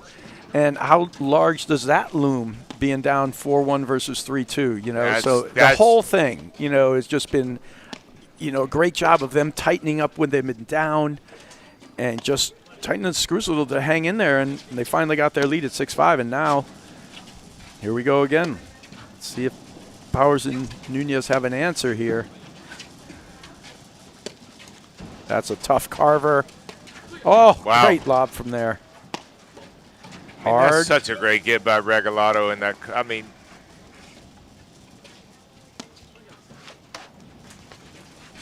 yeah, and Regalado's not going to bite. He has, you know, he hasn't hit a backhand the whole game. He's not looking for any of those. Frequently he'll hit like a lob up quickly and then look to hit a attacking two-handed backhand when they hit a down-up over. They're just not hitting any down-up overheads.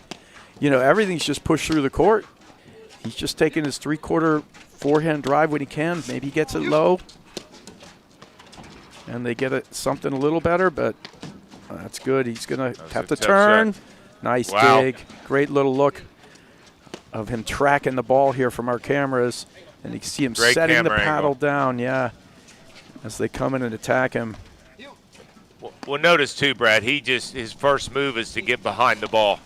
He does not want the ball behind him, ever, but certainly in this temperature. You know, he had 10 really good gets there, and Powers and Nunez stay the course, keep it going, get their first point in this tiebreaker. Great job by them. And again, that's first. I think that might be the first fault of the match that I can remember, Guy. Could be. Could be. 2-2, and there's a freebie right back. Sort of races the easy lob return. And like we said, that's what really is coming down to these margins. That's where we're at with the level this close. It has been.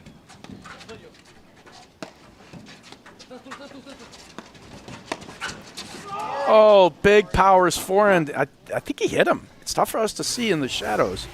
Let's look at a replay here. And they're confused on who's getting it. No, I think it missed him. Did it hit him? What do we got here? 3-2 Nunez Powers. Okay. It clipped him. So wow, it was hard to see that, but it's impossible so for us to tell it. And he just went in high. And there was a little confusion with the great lob that set all that up. So Powers hit the ball, but they were both moving in the same direction. So Salazar's getting screened as Regalado's moving in. And Nunez and Powers, after being down 2-love, take the next 3-2.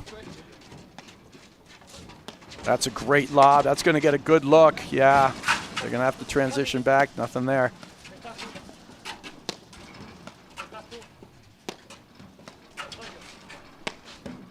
That just goes to prove, too, when you're in that transition, you don't know where anyone is. You better lob the ball. And Powers did a great job of throwing that up and just, again, resetting the point.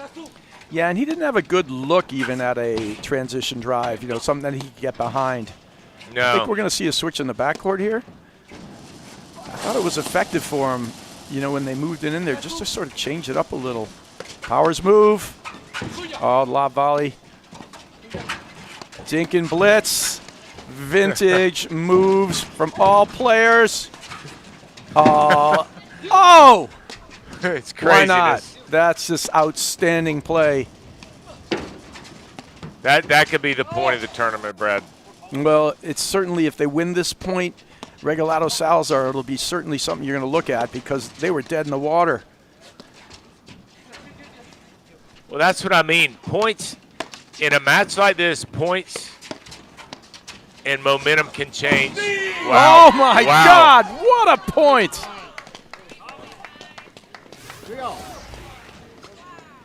Look at that surprising little lob he hits there. Totally flummoxes them.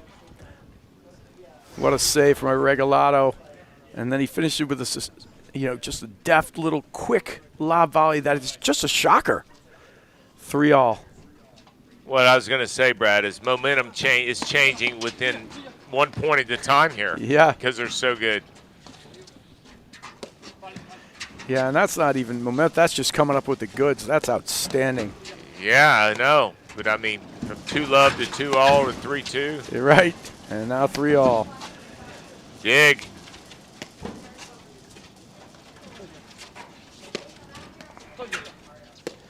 Yeah, you would think that Nunez and Powers might be easier to waterfall because they're not taller, but they're not because they're so dangerous at moving up and in. They punish you by reading it sometimes and one-timing them, and they're also just such great athletes.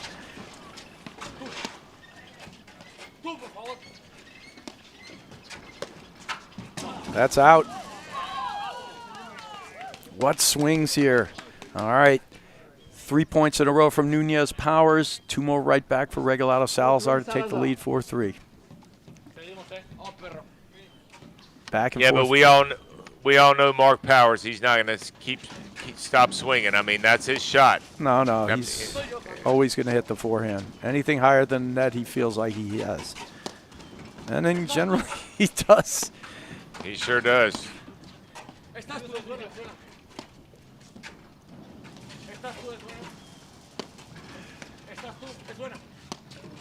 And when I say anything higher than that, he pretty much thinks anything higher than. If it's lower than that, he still thinks he has most of them, but it's not anything. Wow. That's a smart leave. No cutoff possible there.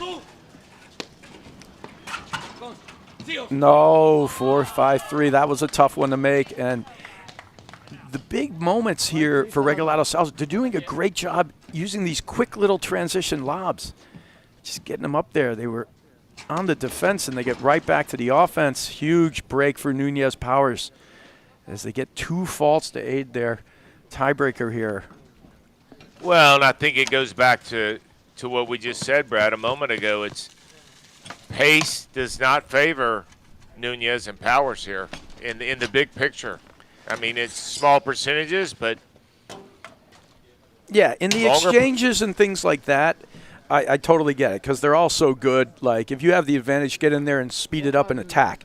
But in the overall plan of it, I don't think it favors them. Yep.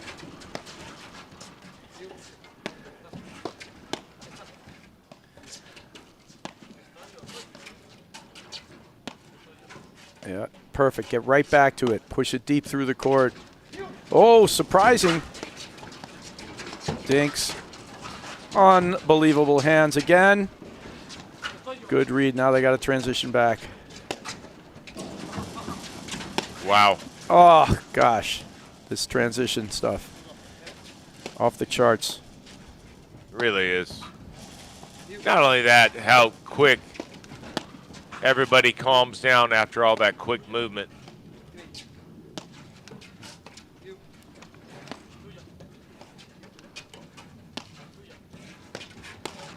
How's your heart rate, guy? I'm good right now. How about you? I don't know. It's raising. I think you said everybody's calming down. I'm not sure I'm calming down.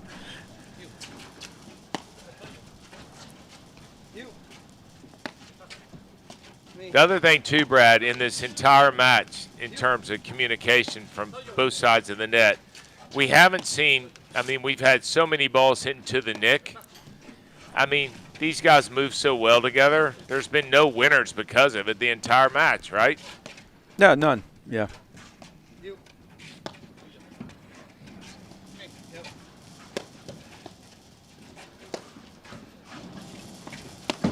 Got to be careful of that. Yeah, that was a little too much. As great a volleying team as they are, they don't want to have to deal with taking the pace off every howitzing ball. And that ball's going to get struck from up to down. That's what they don't want. Inside the baseline. Yep.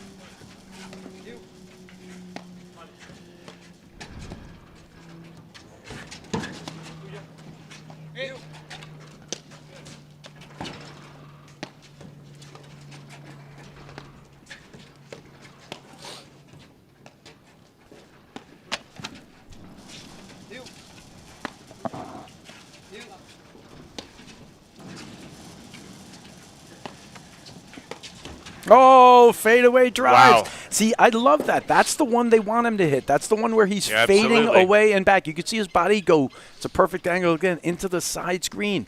The other ones he's hitting when he's hitting that three-quarter drive, he's moving into the court or staying straight ahead. That's exactly what they want. And again, it took them 100 balls to get it. But they're all trying to do what it takes. 5-all. It again, I'm repeating what I just said. It's been a while since I've seen the momentum change every single point in a match. And I mean, right now, Brad, who's got the momentum right now? It's 5-all. It's We're just dead a question even. of who's making the next shot, right? You know, or not making it, right? So no one has the momentum. Or how about this? Who missed the last shot? I mean, that's how I feel. Right, yeah, fine. You know, I agree because I do think, forget the fact that it was a mistake, he actually missed it, but it was probably a mistake for him to go for it. Power's there, again, with the attacking volley. He sees the drive, 6-5 now for Nunez Powers. 5-6, Regalado. And remember early on I said it would matter more to Nunez Powers if they win this set, but at this point, this matters so much to both these teams. What a moment. And he hits it wide! Oh, he goes for probably too much going to the outside. He just wants to get it off his hip, but he actually gets it around him. 6-all. Wow. Yeah. Huge. Now doesn't it feel like the momentum favors Regalado and Salazar before I even said it? You see what I mean? I mean, two super quick points there. Anytime the points have gone super quick in general, it's favored Regalado Salazar. 7-6 now, and like you said, there is no momentum. There's just the last mistake or the last great shot. So 7-6 now, Regalado Salazar on the doorstep.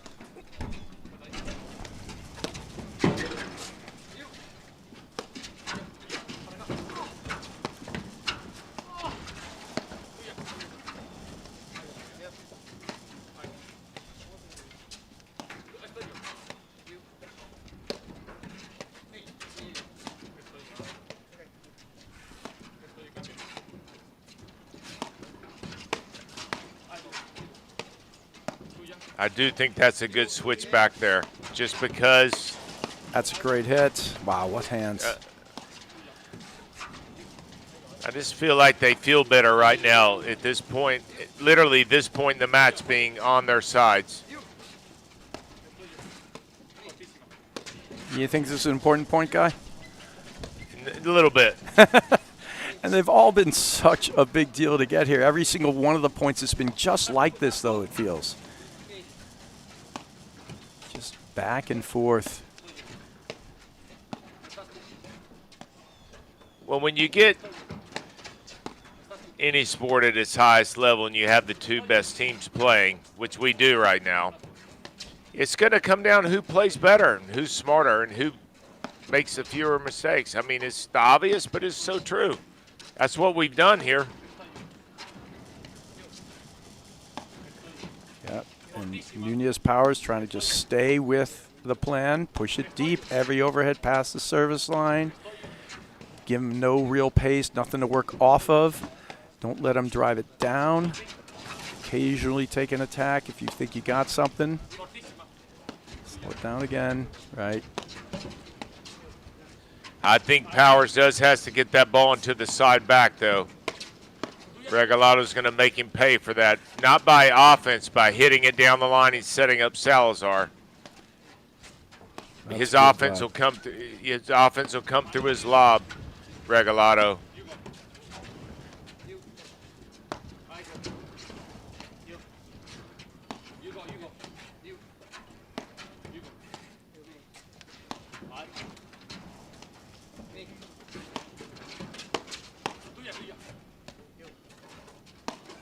Great lob. That's the one down the line. So good at that, Regalado.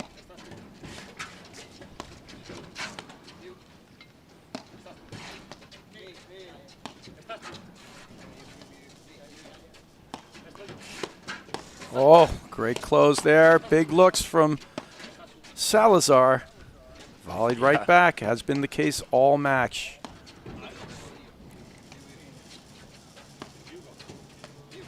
How good is Mark Powers' forehand in the middle, Brad? You mean his volley? Yeah. Yeah, his forehand volley is insane. You know, like he just flips the paddle. There's no movement to it. And there he actually attacks the attack. Oh, my God. That's what I mean. Let cord, and he sets his paddle up. He's just able to flip it up. Let's watch this. Swing and volley behind. Off the top of the net, and he touches it over. Another crazy ball. Momentum shift, guy. Momentum shift. All right, yeah, 7-all. But how good is that talking about the forehand volley before that show? It is a momentum shift. It is. I mean, what it is a set point save there from Nunez and Powers. But just another fantastic point.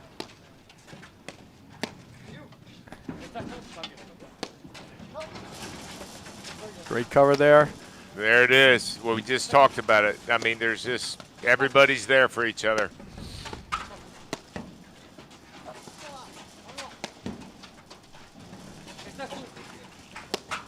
Oh, they're going in at Nunez. Tough dig from Powers. All right, they get it back to neutral. Don't be cute here, Nunez. Put the ball high.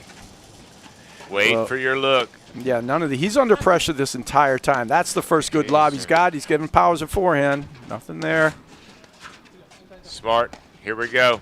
He's going again, getting the volley up, making the move. Out! There it is. And he catches him on the forehand volley, and he pushes it a little there, Salazar. He doesn't dead-hand it, so tries to get it deep. And set point now for Nunez Powers. Number 2. They had one at 6-5.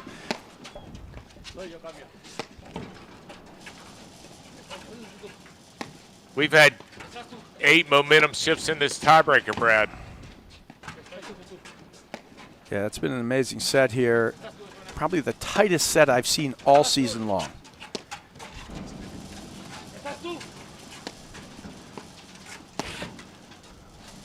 Just in terms of its intensity from ball to ball.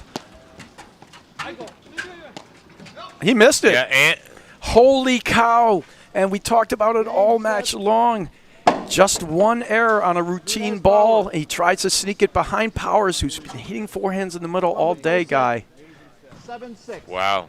What a set. Okay, we'll be right back in just a moment after these messages right here on the APTA YouTube channel with live streaming by Joho and match statistics provided by Court Director. At Corient, wealth management begins and ends with you.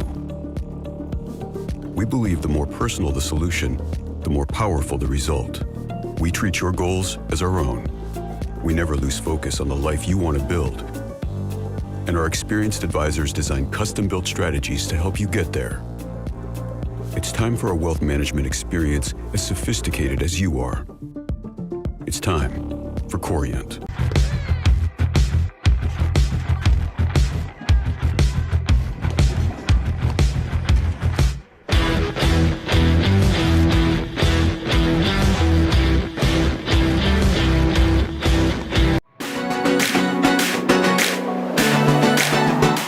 Hey, this is Guillermo Nunez, and this is the tip of the week.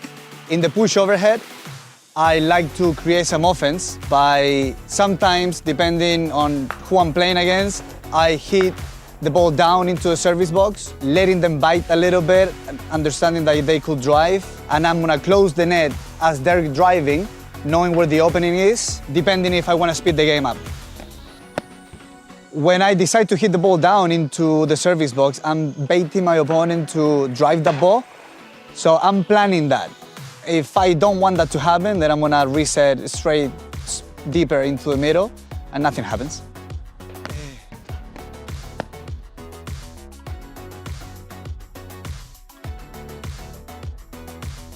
I'm Guillermo Nunez. I hope you enjoy the tip and see you on the court.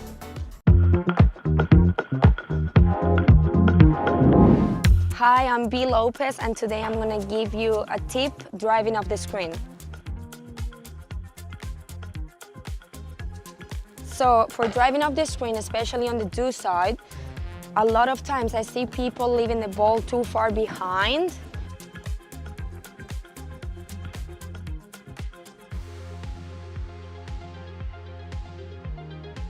It's all about footwork and getting ready for that shot.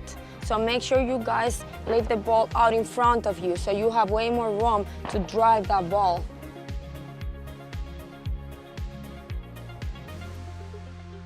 I'm B. Lopez. Hope you enjoyed this tip. Vamos! All right, welcome back to the APTA Tour. I'm Brad Easterbrook alongside Guy Moore, where Mark Powers and Guillermo Nunez take the first set 7-6 against Regalado and Salazar, and you could not have a tighter, more tense set. Let's take a look at our court statistics by court director. And actually points won 55% by Nunez and Powers. That actually shocks me. But, Same. You know, longest point streak, 5 points to 3 points. Maybe, I'm not sure how that actually ends up that way. It's interesting. Service points won 70% by Nunez and Powers, 5 of 6. I guess the biggest game is just that sudden deuce win by Regalado and Salazar. You know, service points won 70% both, but yet even though this is actually a fascinating statistic, only 57% of the points won by Regalado Salazar on serve, yet the service games won is the exact same, which will tell you why there's the point differential there. It's just, it actually probably goes to show you how Regalado and Salazar are able to sort of, you know, tighten up in these big, huge moments and play the big moments so well.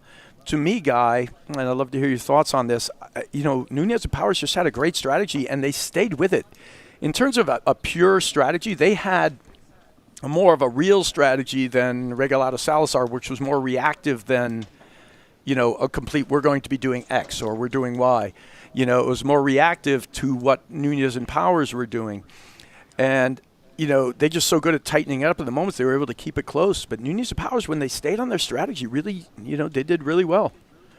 Well, yeah, you're right, Brad. I mean, I think we both said it numerous times in that first set. Whenever Nunez and Powers played fast, it just, the edge went to Regalado Salazar. And when they slowed it down, you got the mistakes that you don't normally see from like Regalado Salazar. I mean, I think that's specifically, too, when Nunez and Powers were more at the net.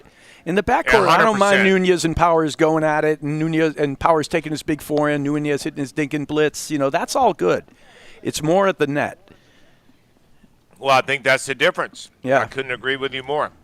And, Yes. and that's where we saw their strategy, because Nunez, I will add this in too. I think Nunez and Powers throwing in, whether it was intentional sometimes or not intentional, switching in the backcourt, which you don't see them normally do, but they did a good job of throwing it in there. And it does make a difference. I mean, this match comes down to a point here or there. I mean, look at it. I mean, that's almost a 2-hour first set. Yeah, it's an incredible first set. We talk about the scoring system here, and we've only had one sudden deuce game, and that means that all the other games are decided, but each individual point feels like its own individual game. They're that precious to these guys, right? You know, they're just battling out there point for point. And, you know, it's a battle of wills, and we're seeing phenomenal gets, phenomenal volleys. And within the course of each one of these points, you know, you had said it before, Guy, the momentum shifts even within the course of a point, right? And then it shifts from point to point. Each individual point's like its own little mini match, you know. I tell you what, Brad, I haven't seen momentum shifts in a tiebreaker. It was literally point to point. And this, and you're looking at a tiebreaker 9-7, but I mean, that felt like a set in and of itself. You know, without a doubt. And, you know, in each one of these kind of like micro sets or mini sets, are just setting the tone for this second set. I'm curious if it's going to open up more or if it's going to stay like that. The energy out there and the mental energy expended by these players, it's phenomenal. Imagine this scoring system not in place. We had a 2-hour set, basically a 2-hour set, and it was so long that right now we got the court director's sets up there, but Alain Villemere, he got down from the chair. All 4 players left the court. Usually you're back in play in like 30 seconds. They're like, give me the ball. We're in here. We do a couple of commercials.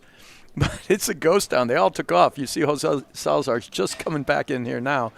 And that's how everybody needs a break after that one. Well, I mean, it's probably one of the longer sets on tour this season. Almost with the new 2-hour scoring set. system, yeah. Well, for sure. But in general, a 2-hour set, and then very rare, yeah. I mean, and Brad, even with the new scoring system, only one sudden death game, right? Yeah. Yeah, it's crazy, and it's so like. There is a place where you could look at these huge turning points in some point in the set, when they were down 3-1 and they take that huge game, Regalado and Salazar, to get it to 3-2 instead of going down 4-1. Then within the tiebreaker itself, they get up to 2 points, Powers and Nunez, but then there's a fault. And that aids Powers and Nunez going up 3-2. Then they get up 5-4, and then there's a fault, right? It's just these one little tiny moments, from shot to shot. And within the course of it all, just outstanding, phenomenal volleying, phenomenal athleticism. And, some of the exchanges at the net were off the charts. I mean, you could not have attacked better in one of those points at the end than Jose Salazar did. And Powers and Nunez came up with every volley in a crucial moment. And like we said, it's just been a battle between heavyweights the whole time. Yeah, it sure has. I mean, silly question. I mean, any changes either team makes? I don't even think so, right? I don't think so. The only thing I will say is it's still like I don't know that Regalado Salazar have a strategy other than to react to what they're doing. So, and I'm not sure how they even counter. If somebody's just going to push the ball deep through the middle, do you try to throw in a blitz more? But then if you don't do it at the right time, those guys are amazing volleyers. How many times did they try to do something and you saw Mark Powers or Guillermo Nunez come up and then just attack right back? So how do you, if somebody's going to push a ball deep at you time and time again, what else can you do except wait longer? You don't want to just take bad drives, right, against a team that is looking for them. So I'm not sure what the answer is. Yeah, I think that – I don't know if he's going back up in the chair, Brad. You think he's staying on the ground? It looks like he's grounded himself. I hope that's not vertigo or anything. Up there in the chair, though, there's definitely some wind. Although it does appear the wind has died down some as the day's gone out. There's still a breeze up there. But yesterday you were hearing these gusts that would just be coming, and you could see the players waiting in moments to serve just because – the wind was so strong, they're going to let it die down, the gust, and then go from there. There's none of that today. Yeah, there's none of that today. You see Mark Powers out there jumping side to side, trying to keep his energy up. The biggest danger in a match like this is so much energy and gets expended in that first set. You don't want to have any letdown. You want to keep up with the same type of energy that you had it. All right, so it looks like Guillermo Nunez is going to be starting us off here in this second set. They're hitting a couple of balls. And again, I'm Brad Easterbrook with Guy Moore. Second set starting. Alain Villemere, our umpire. Here we go. Second set. Powers Nunez take the first set 7-6. Yeah, and to reintroduce our players, Guillermo Nunez, the lefty in the blue and black.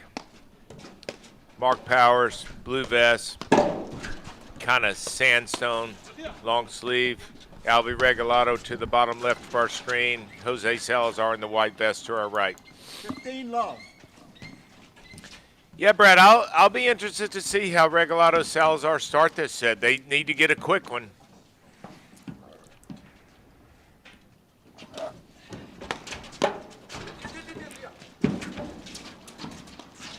Yeah, the big thing about that set is you have to. It's such a blow in the sense like we already talked about how you don't think anybody's running through the next guy. So now you just played a 2-hour set. So if there's indications, you know, it's at least a minimum of another 2 hours, right? If you're going to come back and win this thing, all right? So, yeah, it's got to work, you know, in favor at least of Nunez and Powers, or at least they're playing with house money at this moment, right? But the one thing they don't want to do is let them back into this thing. They want to close the door now.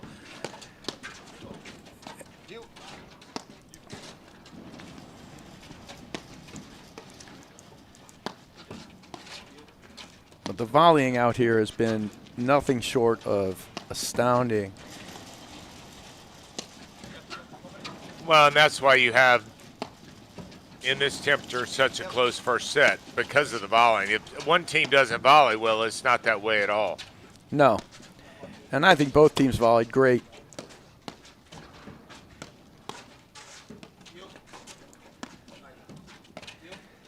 We never saw Regalado hit 3 drives in a row the whole set, whole first set. So we'll see if they play faster. Yeah, it's a good point. I mean, they are right now. Yeah, they're not waiting to hit. You know, and this is where the difference is. We talked before about how, you know, Regalado and Salazar are very good at shutting down people's attacks and blitzes. But when Regalado hits those drives from, like, the way he does those quick probing drives, frequently he gets a pop-up and he gets a blitz behind it. It's just the volleying's been so good against them that they're just not getting that. Oh, Powers gets a look at his huge forehand. And unfortunately, he looks at it go in the net. But it's a great look. Yeah, his feet got a little stuck there. Yep, happened quickly.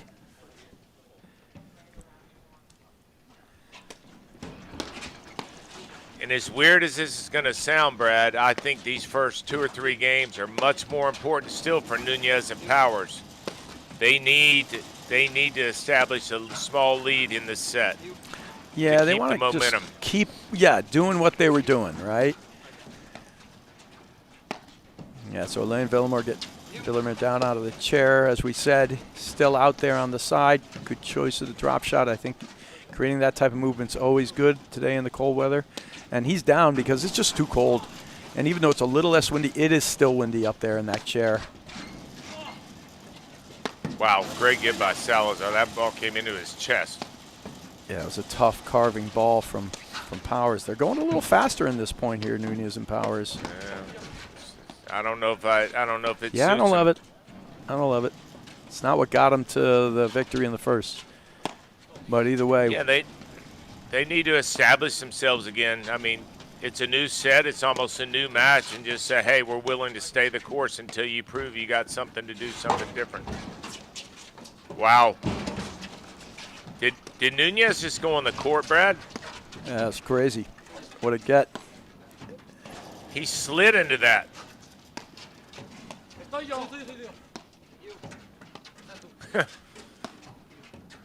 I could say I've never done that, Brad. How about you?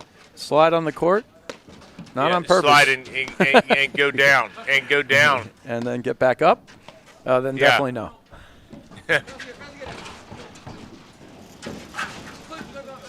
Smart lead by Nunez. Great lob by Powers.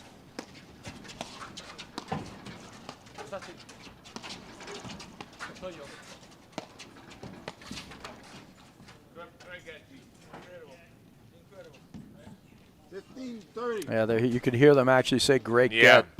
Incredible get. All right, so 15-30, Regalado Salazar starting strong here to start off this set. And there's the blitz attack that we haven't seen really much of all match. And that's a testament, but here's a great chance for Regalado Salazar to get off to a good start here in the second set. They're losing that heartbreaker in the first.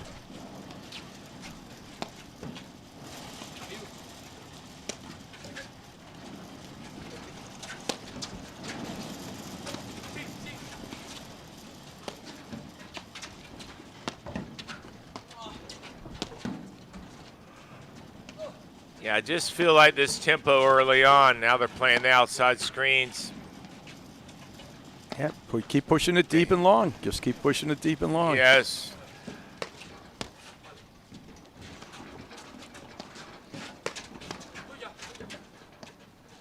Oh, I love that lob there. Tricky little lob. I do too.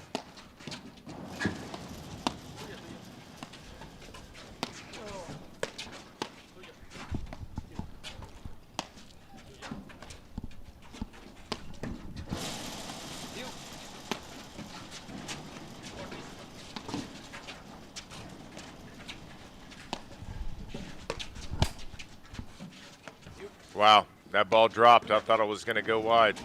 Yeah. Just inside the line, actually. Great viewpoint again. This is my favorite camera angle. You can see the attack and the defense there. And again, setting that paddle down low, flat, and changing his grip, making it get from basically 2 inches off the court.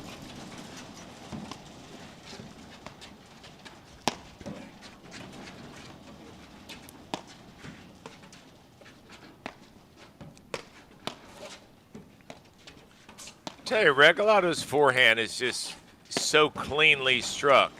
I mean, shows you the same look with pace or off pace. Oh, big look there from Salazar. Great look. But what's great about it, and where Salazar is so good, is when he's able to string a drive with another drive. They're just giving him one, right? You know, and then they shut down the volley right away. So it's kind of, a lot of these become all or nothing type shots, right? You know, and it's such a different feel when you're used to, you know, controlling or attacking with your drive. He's attacking there, but it's a one and done shot. Oh, and that's a big cutter miss and a good start for Regalado. Salazar, in my estimation, guy, that game got a little quick for Nunez Powers. They didn't get right back to it. They did elements of the pushing the ball deep, but a couple of quicker errors there. Yeah, they can't go away with it, get away from it, and they can't get relaxed. They just cannot.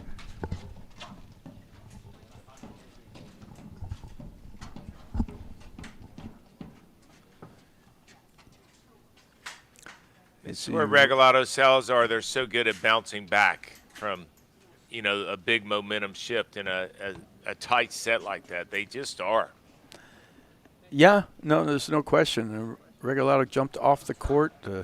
Not sure what he grabbed there, whether it's some. Oh, another hand warmer.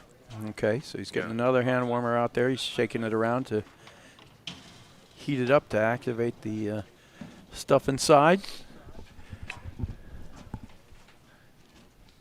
Well, he'll keep that one unless he misses another forehand like he did in the first set. Yeah, he gave it a whack early on in that first set. Yeah.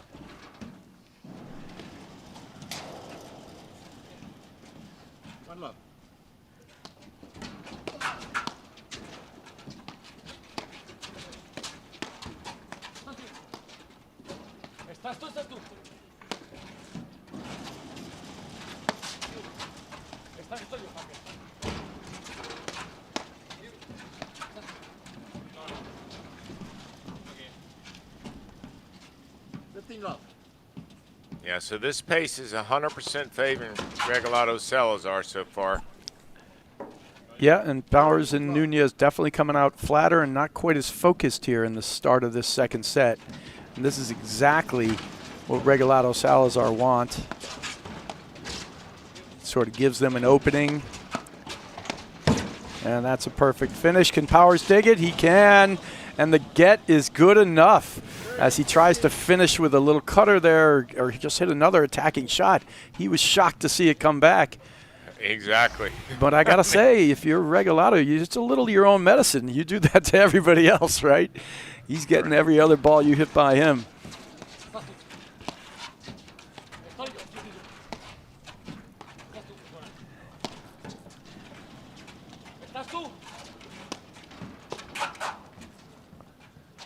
All right, it's a careful moment here as we're seeing these loose errors slip in. It's definitely it would almost just look like a lack of focus right now. They got to regain. I mean, you said it best. I mean, it's a team that just won a dramatic first set, and they're just playing too quick.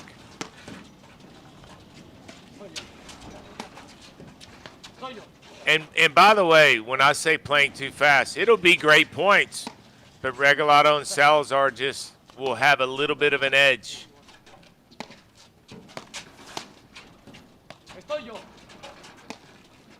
And Brad, let's even be more specific. When we say playing fast, are we talking about Nunez and Powers playing too fast from the baseline or the net? Mostly at the net, for me. Yeah. That's great touch there, great anticipation. Sees Powers load, and he just dead hands this. It's just beautifully done.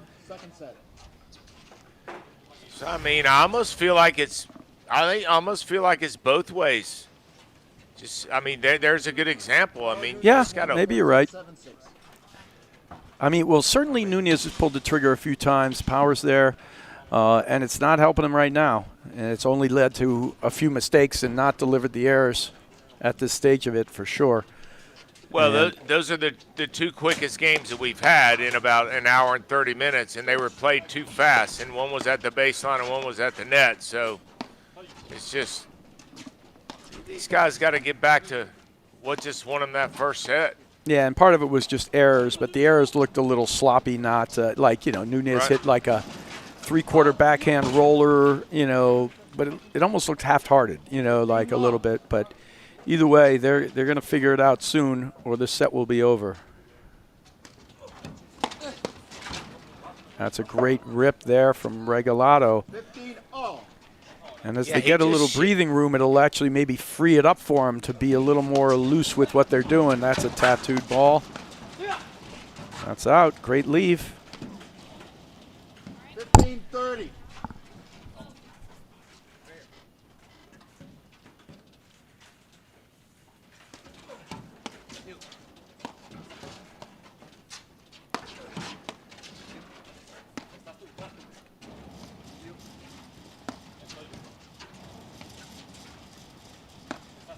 Yeah, Regalado seems pretty dialed in on his forehand right now.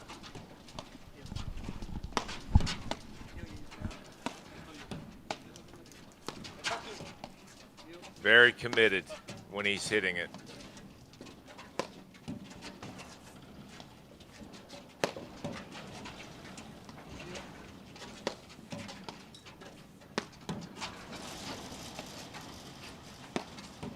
Not using the middle as much here, Brad. Yeah, he's definitely trying to attack more in this set. Start. Right. Still, that's a decent, he had him turned around a little. That was a quick strike there from Salazar. Not quite set. So they'll take that one. And Nunez Powers just got to get the first game and sort of get themselves set again here. Reset. Right. Reset. I agree.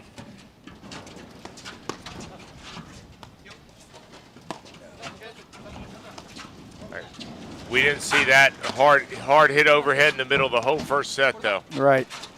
Yeah, great shot. He gives him an easy opportunity there with the waterfall that does not go over Powers' head, so they wisely transition back.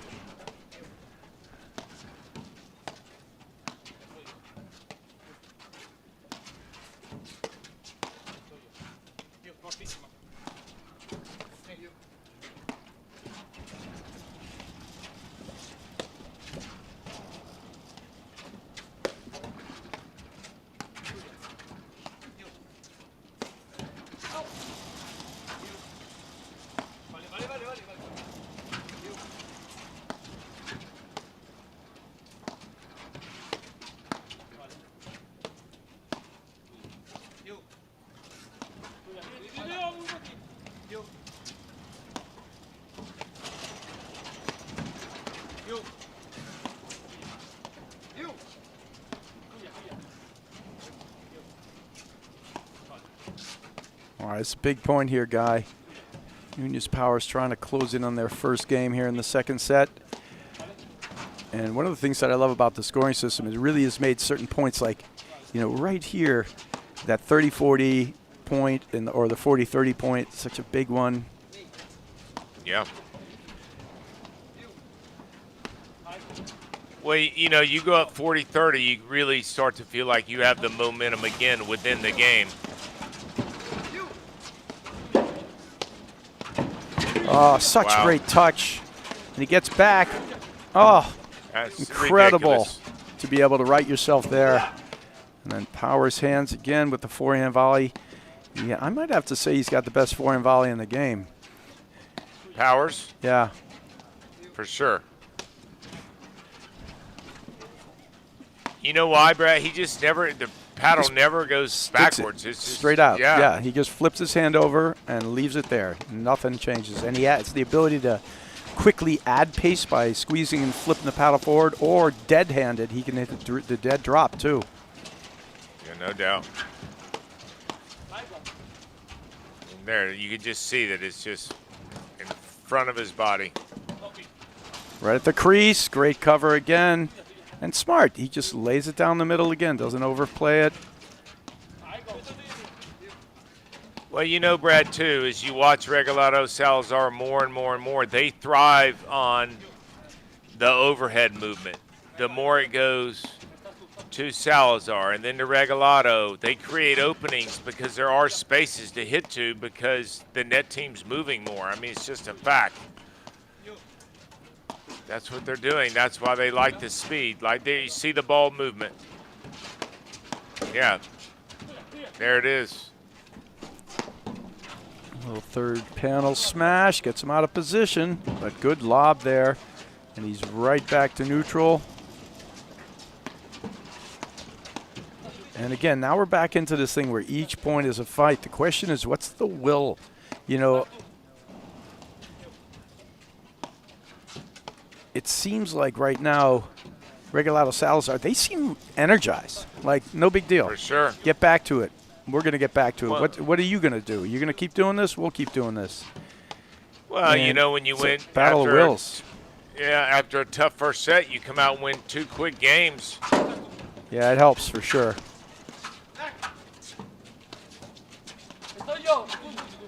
Here, Mark Powers yell back because they've lost the advantage there.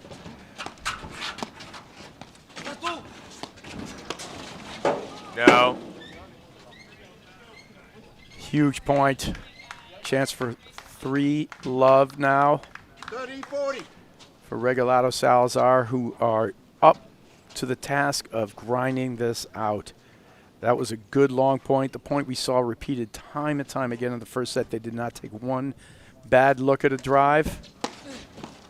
And they seem to be even more offensive in this set, you know, adding a little more juice to the returns. The returns, by and large, and part of that's just because the volleying is so good, were a non-factor in the first game, you know, in the first set. They just were able to neutralize most of the returns with decent volleys and great net play.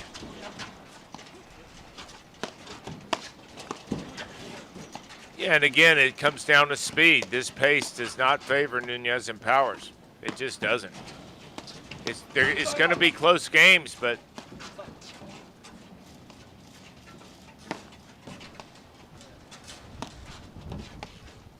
I should say this pace doesn't favor Nunez and Powers at this stage of the match, which I don't think it did the whole first set either when they played quick. No, I think we saw it that when it got faster, it definitely benefits Regalado, Salazar.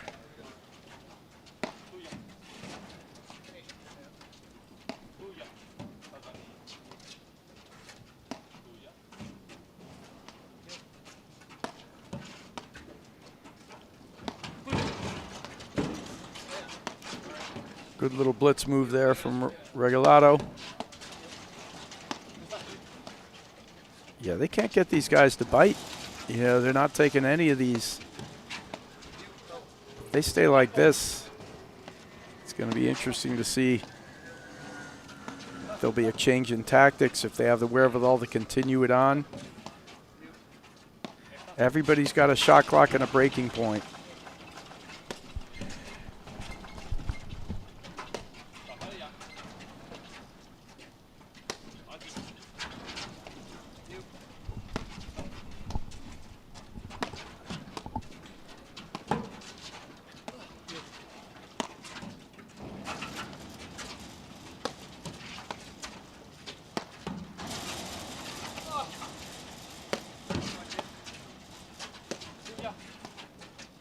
Yeah, I almost feel like with Regalado, Salazar, they defend so well, Brad, that just making them bored is the best tactic.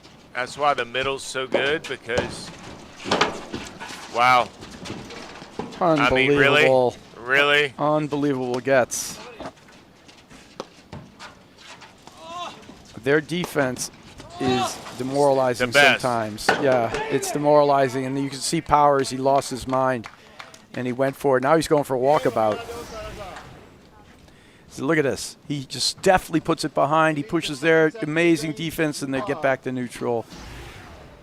Just outstanding stuff. 3 love Regalado Salazar.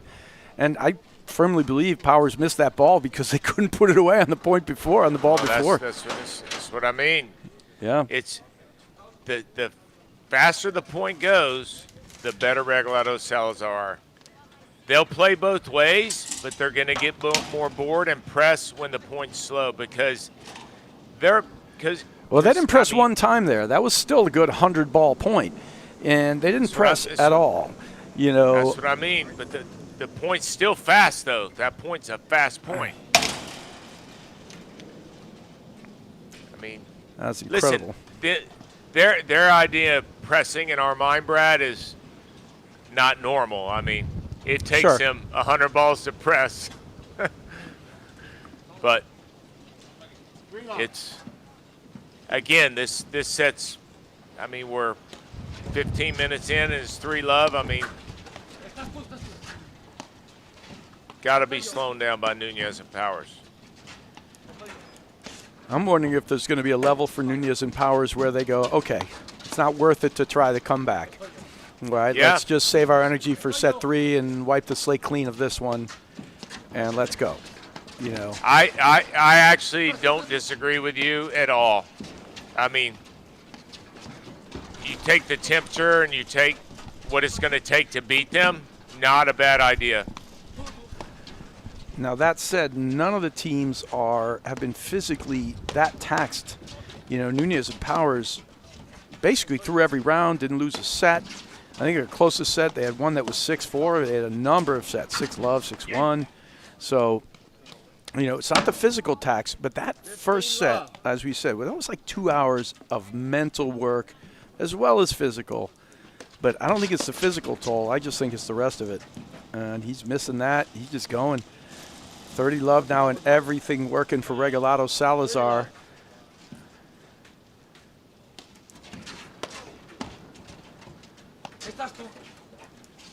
Well, and I'll say this too, Brad. I mean, and that's out. All right, 40 love.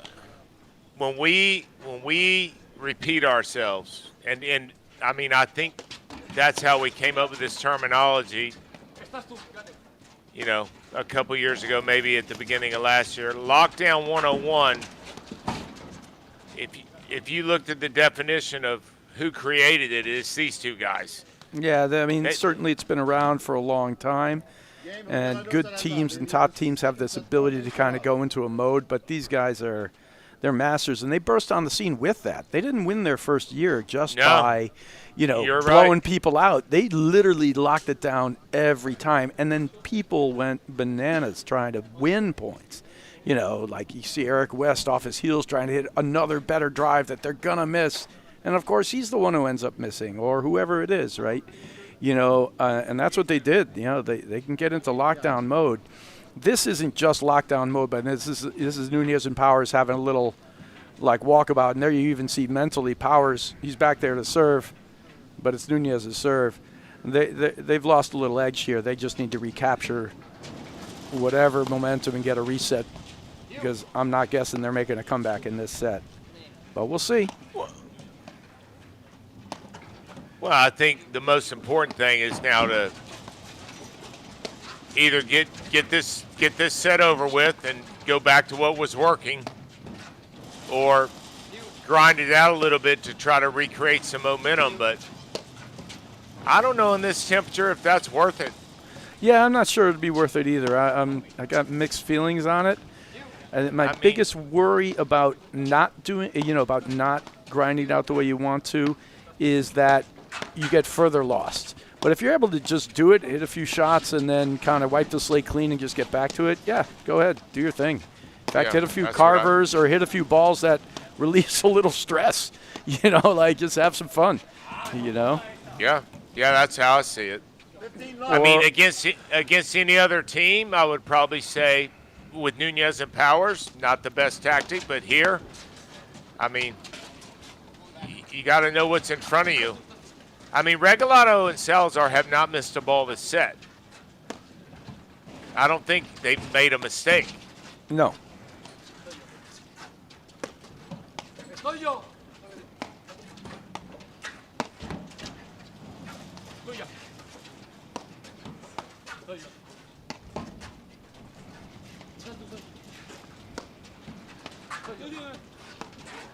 Hey, Brad, speaking of you, how are you going to get out to California to do your halftime show, Brad Bunny? Brad Bunny is going to be there. Don't worry about it. I got my my playlist is set. You're going to love it. I know there was a lot of complaints about Brad Bunny being out there, but he's going to, you know, I'm going to lay it down. It's going to be a couple of drop the mic moments out there at the Super Bowl. So I'll hop the jet as soon as this is done.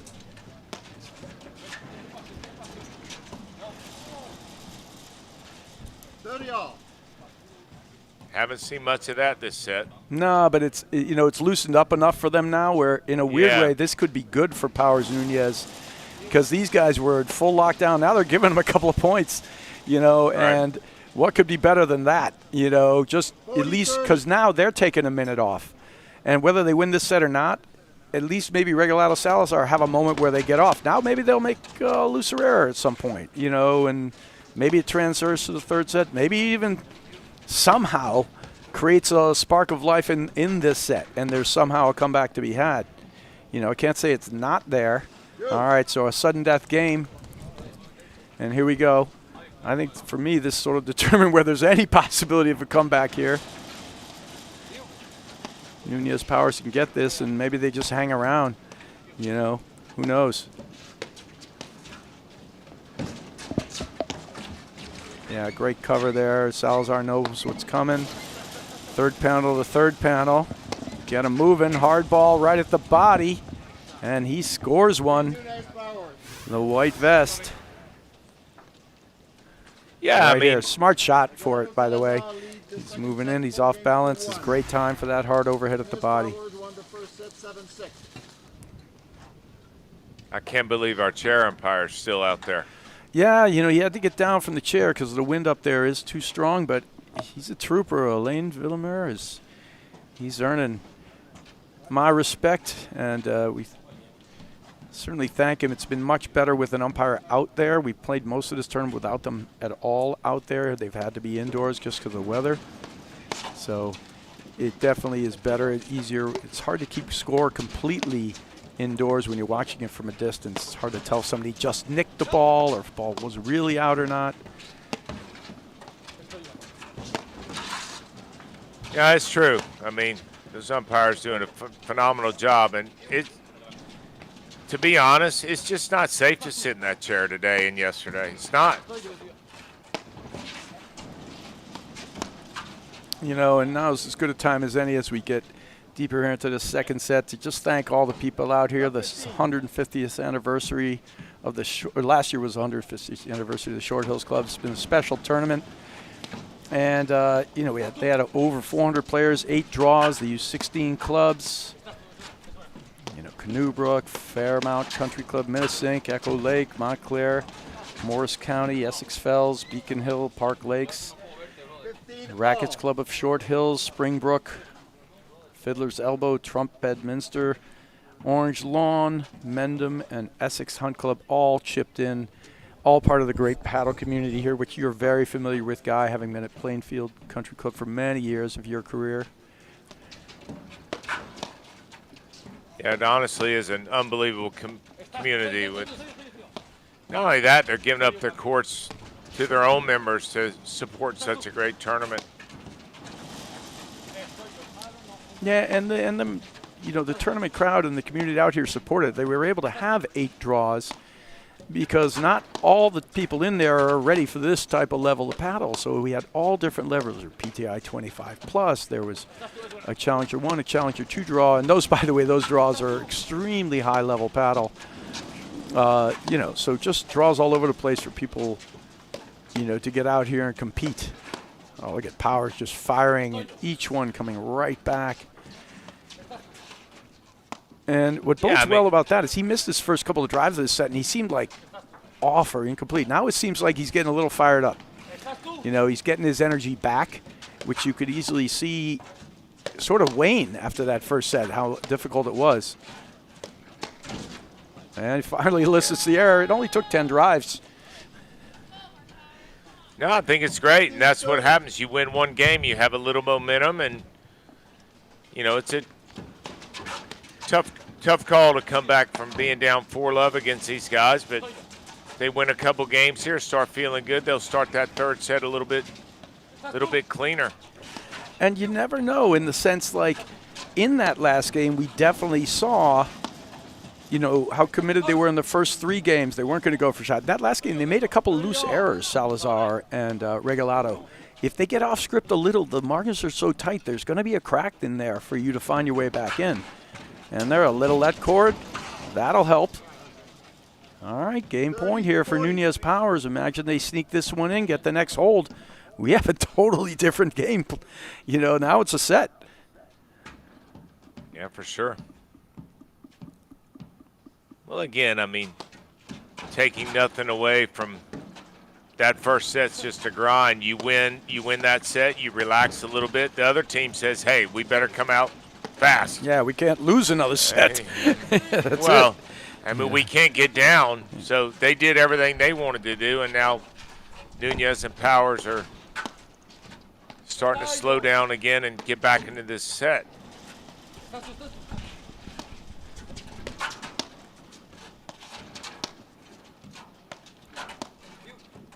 And Brad, just following up with what you were mentioning about all the local clubs just doing an outstanding job of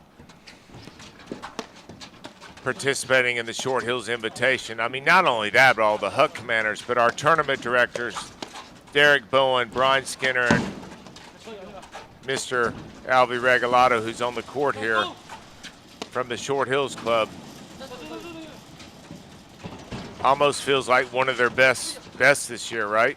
Yeah, it was a great tournament, and the only caveat was the weather was just tough for viewing, but these guys put on a really great show. Amazing. And by the way, if you're inside in the cocktail party afterwards, you could see, like, it's a full crowded room, you know, 500 people in there enjoying the after party, which was tremendous last night.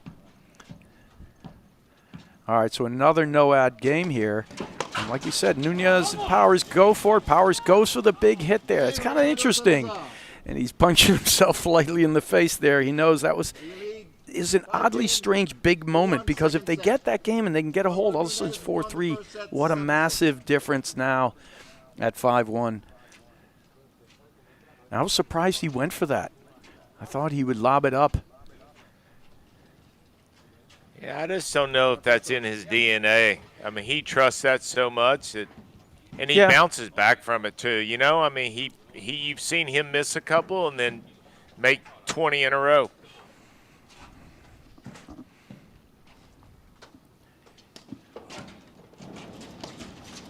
That's why.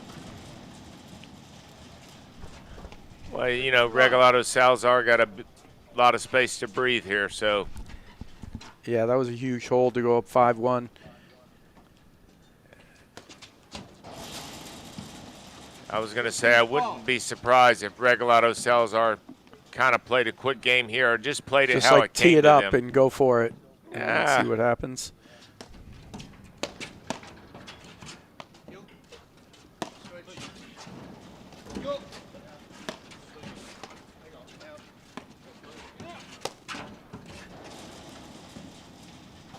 Right there, I mean, whether they miss or make, they got some breathing room.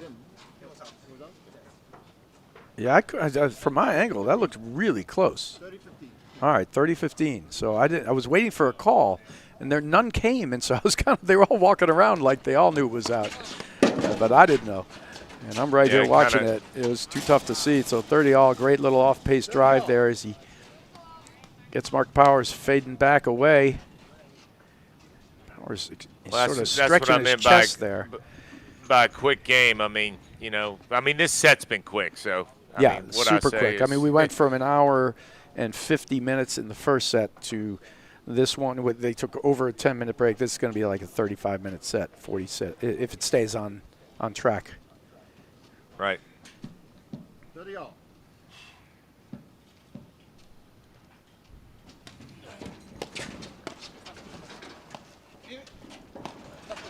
Ouch.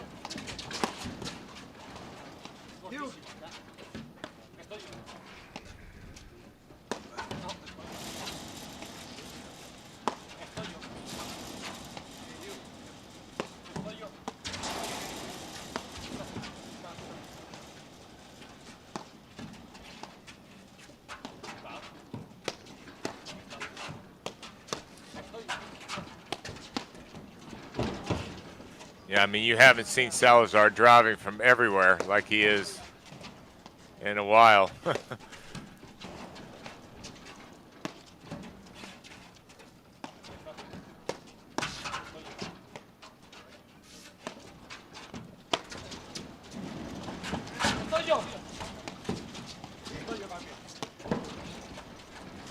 And I'll tell you another big difference in this set, Brad, is Regalado's forehand. His forehand has been spot on.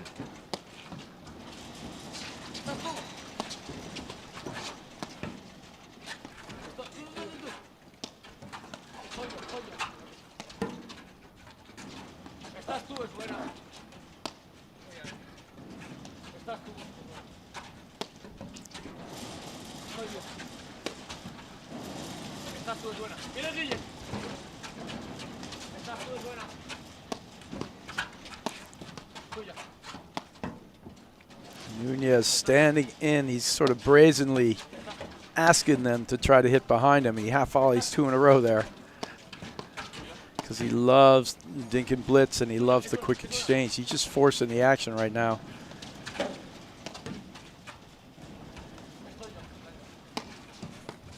Yeah, he hasn't gotten a lot of looks. I mean, certainly this set none, but even in the first set, he made them count when he did, but he hasn't gotten as many as he'd like.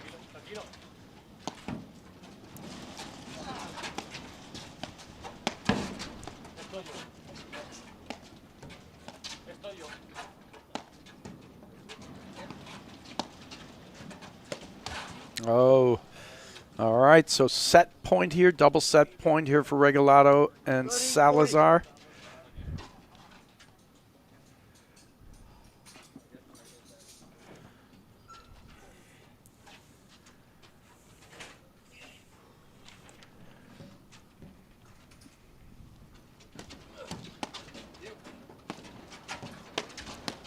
Crushes it.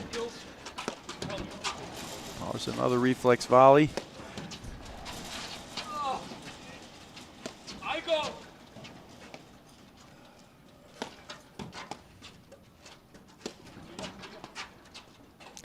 Yeah, I don't think that carving one, unless you're going long and low through the court, it's not going to do much.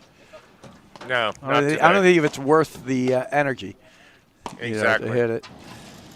Well, when Nunez and Powers, I mean, just that push deep overhead to the middle is the one they need to go back to. And the difference now is, as quick as this set's been, Regalado and Salazar have a bit of a different energy.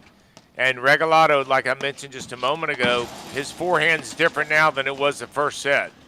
And he hasn't hit one of those fadeaway forehands, that he missed a couple. Like, exactly. They've been moving forward and attacking. And, I think part of that's a testament to that we haven't seen the same commitment from Powers Nunez either in the full strategy. But when they've gone to it, he's not making any mistakes with it.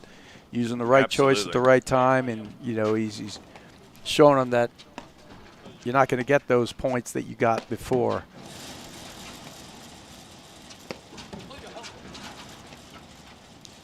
I mean, it's kind of everything we talked about. There's been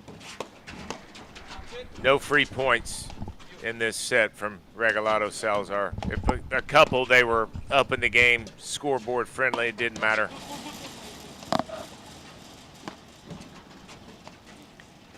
Yeah, those guys are deep in the shadow, and you see Nunez trying to carve and cut that one as a finisher. and it has not been the way they've been winning the points, and that's how that second set ends.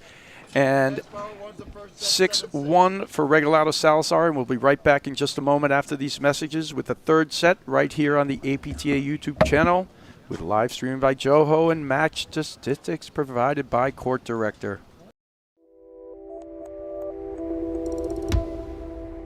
The business owners that I'm working with have entrusted Corient in this work because we're really focused on supporting them in their important endeavors. They're functioning every day in their zone of genius, and their expectation of us is we're doing the same. My name is Anna Diaz. I'm a partner and wealth advisor at Corient. When we think about the work we're doing for our clients, we think about first financial, absolutely. It is not uncommon that our very successful business owners and clients are making disjointed decisions. Our job is to provide a proactive strategy so the filter in which they make these decisions is informed. Second is the emotional load. Our clients often are asking themselves, what am I missing? Our job is to remove that mental load so they feel that their strategy is optimized, is simplified, and is executed cleanly.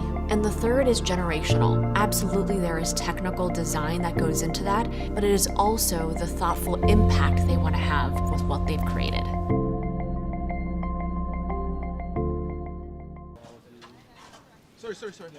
All right, welcome back to the APTA Tour. I'm Brad Easterbrook alongside Guy Moore, where Regalado and Salazar take the second set 6-1 in the finals here at the Short Hills Grand Prix.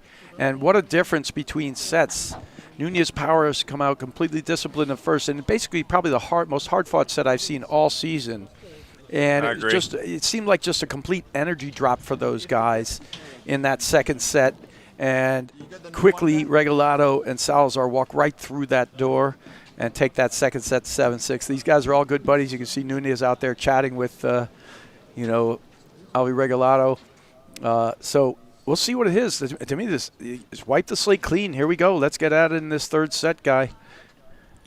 Yeah, they've got to get back to what worked in that first set. And by the way, if they want to win this third set, they're going to have to do exactly what they did in the first set. It's going to be an hour-and-a-half set. I mean, that's the way it's going to be. I don't see it going any other way. Do you?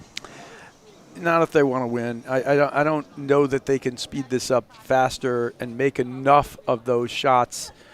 But we'll have to see. You know, it's nobody's immune to having moments, right? Regalado Salazar, maybe they won't lock it down quite the same in this set. Maybe this set gets a little faster, looser. These guys just say, let's go. You know what I mean? Let's drop the gloves. Here we go.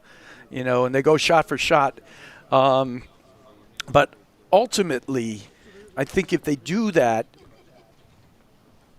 and you and I think both agree on this, that I think it favors Regalado Salazar if they try to go shot for shot. They get fueled. There's no doubt. They get fueled by the quick gets in the back and their transition from the back to the front. And it's not that Nunez Powers aren't great at it. I just think it favors the other guys a little bit. So there you see the second set. Court Director stats, and they're completely, one-sided as the set was, 66% to 34%. And, it was just a 6-1 set. They actually there were two sudden deuce games in that one, 1-1. So, but, clearly they got up to that 4-love lead. They basically donated the game. They gave him back with a couple of errors. And then there was a moment where you could think maybe if they squeak out that game at 4-1, Nunez Powers, and Powers goes for the big return there on the sudden deuce point, and he hits it out, they could get to 4-2, then maybe they somehow get the hold. Now it's a totally different, but once that game went, you knew the set probably was going quickly thereafter, and it did. All right, so the players, go ahead, Guy. No, I just kind of feel like you and I said it when it was 4-love that, hey, to come back and win this set, the energy you're going to have to spend, I would be shocked if Nunez and Powers did not go back to what was working for them in the first set. I mean, if they don't, Brad, the fact is I think you're going to see a very similar result here. The only difference now is you got Regalado Salazar feeling it. I mean, Nunez and Powers came back from that first set and were a completely different team. So, they know what it takes to win. They had the right tactic in the first set. They've got to reestablish themselves. If they don't, we know the result. All right, so again, you see the court empty. This has been a physical toll, this match. The cold, people take a moment in between the sets to go get hand warmers, whatnot. We take our quick commercial breaks. You know, the guy who's staying out there the most is Alain Villemere. He's just like, he's a hardy guy. What is he, an Eskimo? He could be. Nanook of the North. Yeah, he's got, he's well bundled up there, but he's winning my tough guy of the year. No doubt. I mean, I wonder if he ice fishes. He's a good ice fisherman. But well, hey, if he does, you let me know how that goes. I won't be doing that you either. might be ice fishing. No, I think you have a standing invite from Elaine to go ice fishing with him anytime. Yeah, but no, I'm all good with that. You're good? You're good. Yeah. All right. Well, while we're at this, you know, we can talk about all the great tournaments that are coming up. You know, the registration is now open for Junior Nationals, which is February 28th in Summit, New Jersey, which is basically right here, you know, in that Canuber Country Club. And they'll use the Short Hills Club as well. The APTA Men's and Women's National Championships, March 6th, 7th, and 8th, also here at Canuber Country Club, where your good friend Drew Broderick is getting inducted into the Hall of Fame, as is Jared Palmer, and deservedly so. Those guys, 3-time national champions together, and Drew a 4-time national champion. And the APTA Men's and Women's Masters Nationals, with draws for men and women in age brackets 50+, 60+, and 70+, which are March 6th and 7th, right before and right during the time of Nationals in Franklin Lakes, New Jersey. Then there's Team Nationals for the men, which is a blast from every person to a man who has put a team together and played in this event, where you're going to play people at your level, have said it is an absolute great competition for players at your level. Great camaraderie and just a good fun time. That's March 28th and 29th in New Jersey. And then Team Nationals for women, April 11th and 12th in Chicago. And then married, mixed, and mixed nationals on April 18th and 19th, also in Chicago. So go to the APTA website, www.platformtennis.org, and go sign up. Yeah, so what do we have, Brad? Everyone's taking a little break. Seems to be that way, Guy. Apparently my clearance is not high enough to know where they have all gone to. So, Vera, in the background there. Vera, you got clearance to know where all the players are? All right, they're walking back out now. All right, Mark Powers will be the first in this. She said that apparently there's a party, which apparently, Guy, we were also not invited to. But yeah, there you go. Slings and arrows, Guy, will rise above. All right, so Mark Powers on the court, followed by Guillermo Nunez. And then, of course, Alvi Regalado, and in the white vest, Jose Salazar. Let's get underway for this third set. And we'll see if Nunez Powers can sort of get the energy back up and right the ship to where they were before. You see a lot of stretching and movement from Mark Powers. How do you see this set going, Brad? You know, I think the first few games might tell the tale. It's hard to say. I can't imagine they're not going to get back to it. But it was definitely a drop down. The biggest thing for them is they got to get their energy back up. That not only was that set, you know, not strategic for them in the way it was before, but it was a lot, you know, it was a flatter set. And we talked about the energy it took to win that first set with all the point-to-point momentum swings. All right, so Jose Salazar underway here in this third set of the Short Hills Grand Prix, and that's a fired-up return there from Guillermo Nunez. So hopefully that bodes well.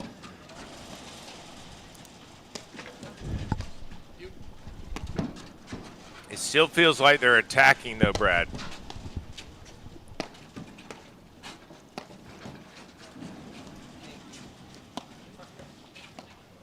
That's it, slowing it down. Now, it should be noted that the sun is starting to come in a little bit more. You can see these heavy shadows working on that angle into the corner. It's getting low and to the side. This set goes a long time. I expect it's going to start getting into play into this, You can see on this back left corner of your screen, it's going to start coming into play over there on this side. And maybe even to the middle over there. Great shot there and a tough forehand volley there from Salazar. Yeah, and the sun problem is going to favor Nunez and Powers is because they're lefty-righty. Yeah, if it comes into play, we'll see. I don't think it's going to be an issue now. It's always good, you know, if you're a player and you're listening at home and tuning in, to if you can follow the shadow lines. Hitting a ball in the direction of the shadow lines for you when you're in the backcourt to the net team is good. They got to look up into the sun to hit it. Anytime you can do that, it's good. And conversely, you know, making sure it doesn't happen that way for you when you're at the net is also good. So it's a consideration in a low sun game when you play in the wintertime, as we do. Great little waterfall there, 15 all. And we'll see if Regalado Salazar have a little bit of a letdown after strolling through that second set. Yeah, you know, what was great about it for them was they put the requisite energy in early, and, you know, to get up the 3-love and then the 4-love. And whether, you know, they put it in, and then they didn't have to expend any more really after that point. They lost that one game, but then they won that. Once they won that deuce game at 4-1, you know, they were sort of off the races. So I don't think they had to kill themselves to do that. So I think these guys are pumped for this third set. And I know how much these guys love playing each other, Guy. They really relish this. You know, when you get two heavyweights, and you said it earlier, that, you know, in your estimation, the best two teams in the country, and that was not a full swing there from Powers. You know, it looked like a kind of a half of a forehand. You normally see that explosive kind of racket head and wrist snap. Ooh, inside out. Great third panel smash.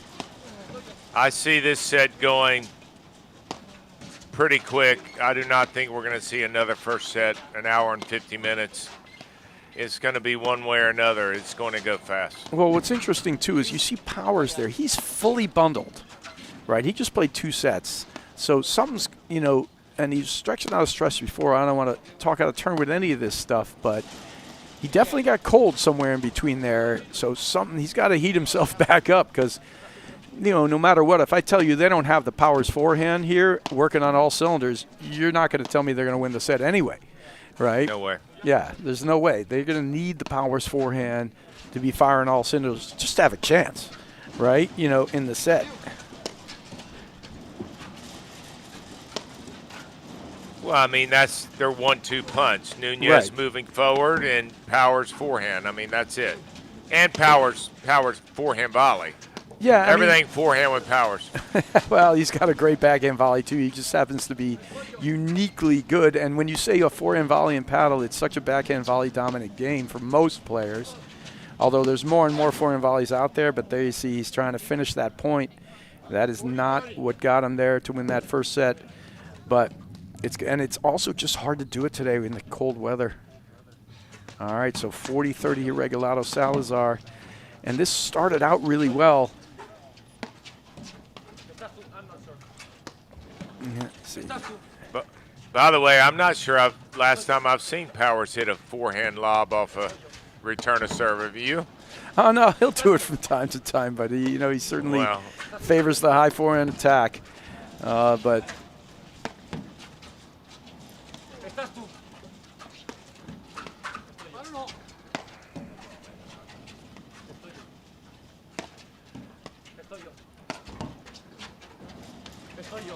I also feel like the few times that we've seen Regalado Salazar lose a set, it's just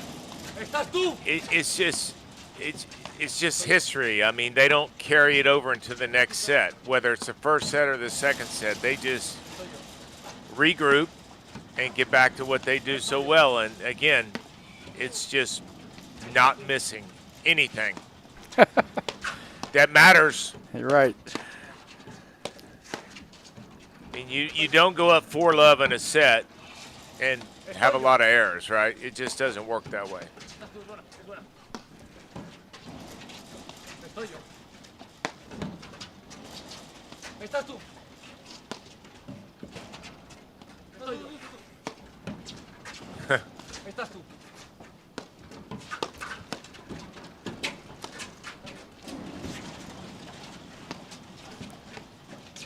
It's a big game for either team here. Yeah, I think both teams. You know, I think it's more crucial actually for Nunez and Powers to start well here. No doubt.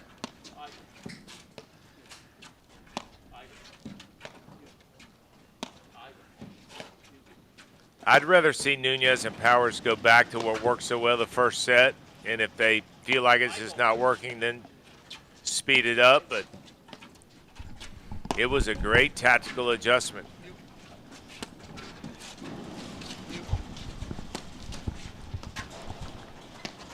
Yeah, you can't argue with the success they had in that first set. You also can't argue with the grind and the mental toll that it takes to do that, right? Great drop volley. I thought he might have had it around the net post. Same. Around the net post, but he went up and. Wow. That was a huge one there. All right, Brad. All right, here we go. A sudden deuce game again. Will Powers pull the trigger here? I think he loves it. Yes. Yeah, I think he loves it. Yeah. Smart. Oh, that could be trouble. Nope. He's going to be transitioning back there. Off-pace waterfalls. Powers lobbing that shows the discipline and the difference between the second set and this set. He would have driven that later in the second set. Agreed? Probably, yeah. Turnaround little drive there from Nunez. This is a crucial game for Powers Nunez to just get off to this good start. I mean, to break a serve. Great lob. Wow, great lob.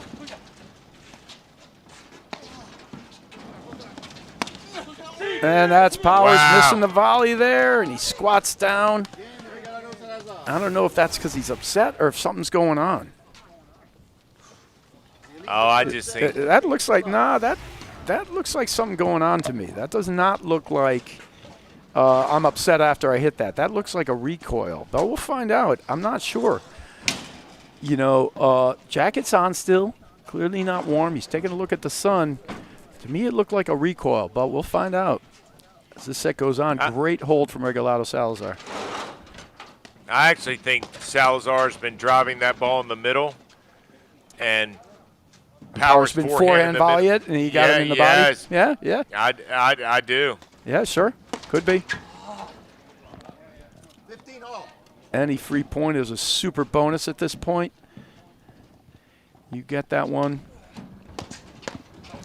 And he misses the drive. Thank you. But if it is some sort of, you know, kind of injury, there's no way Powers is going to want to play slower. Nope. 30-15. I don't think this third set's going slow anyways. You'll see a variety of it. I just don't think it's going to be. Yeah, and the level in the first set, it's almost impossible to keep it that high throughout. I mean, those points they were playing, they played almost a 2-hour set. And each one contested as it was. It's virtually impossible to play an entire match that whole way without having some peaks and valleys and dips. Because you could say in that first set there was moments, right? But there were no big valleys and there was no, you know, there was just a battle. Yeah, I mean, the momentum shifts were more extreme than I've seen in any set this year for sure. How about you? Oh, no, without a doubt. And for sure it was the most competitive set I've seen all season, you know, just point for point. And it wasn't like points back and forth where, oh, this guy misses a return, oh, that guy missed an overhead. It was just one ball, another ball, crazy exchange at the net, you know, great drive, better volley, right? Then they're back at it again 100 balls later, and then same thing, you know. It was just an incredible set.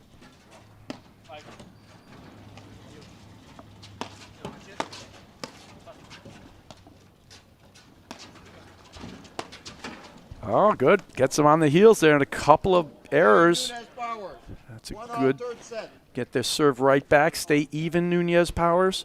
Do you feel like either team can fall I do. All right. Let's see what Alain Villamere says. Nothing. Okay, so I think that was called out and that it was overruled, and those guys were going, no, no, no, that wasn't even close to out. All right, great blitz, great transition back. So that was point to Regalado Salazar. From my vantage point, it looked in as well. Oh, goes for the big cutter, but he's doing it in the sun now. And the sun is definitely coming in. It's creeping in from the side with the lefty. Now, we talked about it being an advantage only if Powers takes the type of overheads. You know, the sun's actually directly in Nunez's face on that side.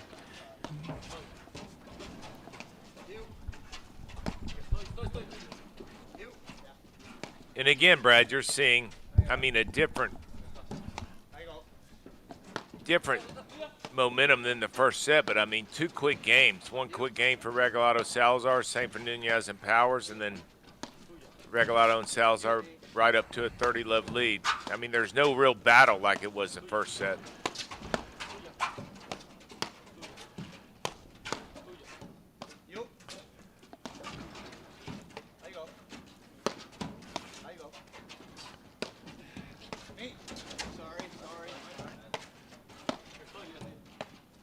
Brad, how'd the sun affect you when you were playing? I hated it. I mean, you know, it's great because I played with a lot of lefties, you know, so it was always really good. You play with a lefty too, some, you know, so when you have that option, it makes it great. But you are right. When you don't have the option, the real key is you got to make sure to try to play the ball out of the sun line, like let it drop below, or make sure you know, it can be very tricky. And then you got to sometimes adjust your strategy. There have been moments in paddle where I've switched to the other side to hit a backhand overhead, let it play on my other side, just because the sun was so bad on my forehand side. Oh, that's such a smart lob volley there. And Powers, I'm surprised he wasn't ready to go up there and attack it. All right, seems like Nunez starting to run around some more. He's getting his feet working.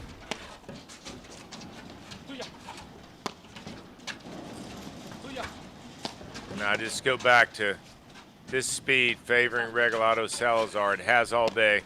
I don't know, from the backcourt, I don't mind this one, but they just got to make sure they're doing the right lobs at the right times and taking their strikes.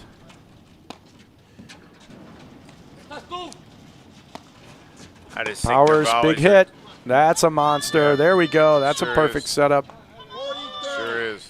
And you can hear the big shout in the background. That is Meredith Powers trying to fire up the team of Nunez and Powers.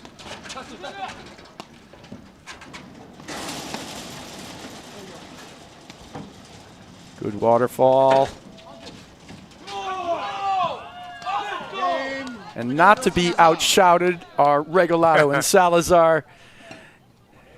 You lead the third set 2-1.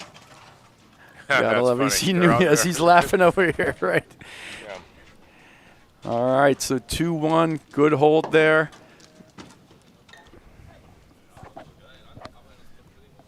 Yeah, so Brad, if there's any separation here, if you start seeing Regalado and Salazar pull away, the question is, do Nunez and Powers have the will just to want to hang around?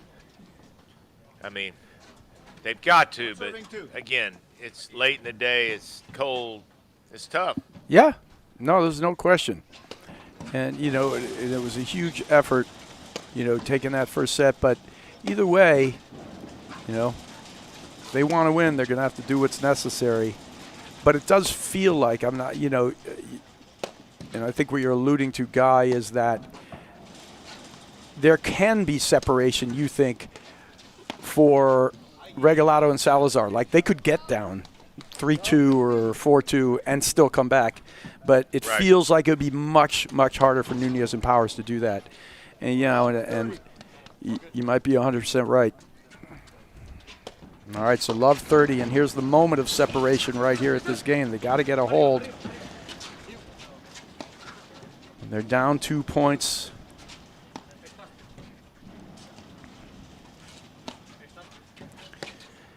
Yeah, but just even the intensity, like those exchanges at the net, the fast forays forward, it's all sort of bled away, right? Just because the intensity and the amount of, that energy that was out here from ball to ball, the cutoff volleys, it's just not the same. You're not seeing Powers close off the net or Nunez close off the net the same way they were before and attacking right back, and it's almost like the effort to win that first set just took a toll. To me, they're playing now the right type of strategy, but look at that. He's getting them to smash it, and they're still getting an attack blitz. Now he shut that down. But in the first set, they were actually volleying sometimes aggressively behind. Here it's like it feels like they're hanging in, but that's all they really got to do. If they can just hang in there and get a few more errors, that's the key. And I still like this. Push it deep through the middle. Just keep doing it. Well, after the time and all the matches we've called, and Brad, you and I, and all the matches we've called separately with Regalado and Salazar, first of all, their win-to-loss ratio is crazy good for a team that's been playing this amount of time. Second of all, I just don't know if I can name a team off the top of my head in their few losses that they've had that they've been lost too quickly. I mean, it just doesn't happen. Right? No, it doesn't. I mean, I think they lost in straight sets. I think it was like 6-4, 6-3 in Baltimore. I don't know what the time frame was on the match. But that's it. Right. Name another one, right? No, there's none. In semifinals and nationals last year, they came out surprisingly fast, in my estimation. And, it's actually funny because I think if they have a loss, it's because somehow they're doing something just slightly different than they are. I don't think it's possible to beat them fast if they don't want, if they don't make if they don't help you, if they don't help you. Yeah, I agree. Well, speaking of that, I mean, here we go, slowing it down again, 30-all. I mean, Nunez Powers, even though it feels like the momentum's against them, they win this game. I mean, it's dead even. No, they just got to get this game, stay close.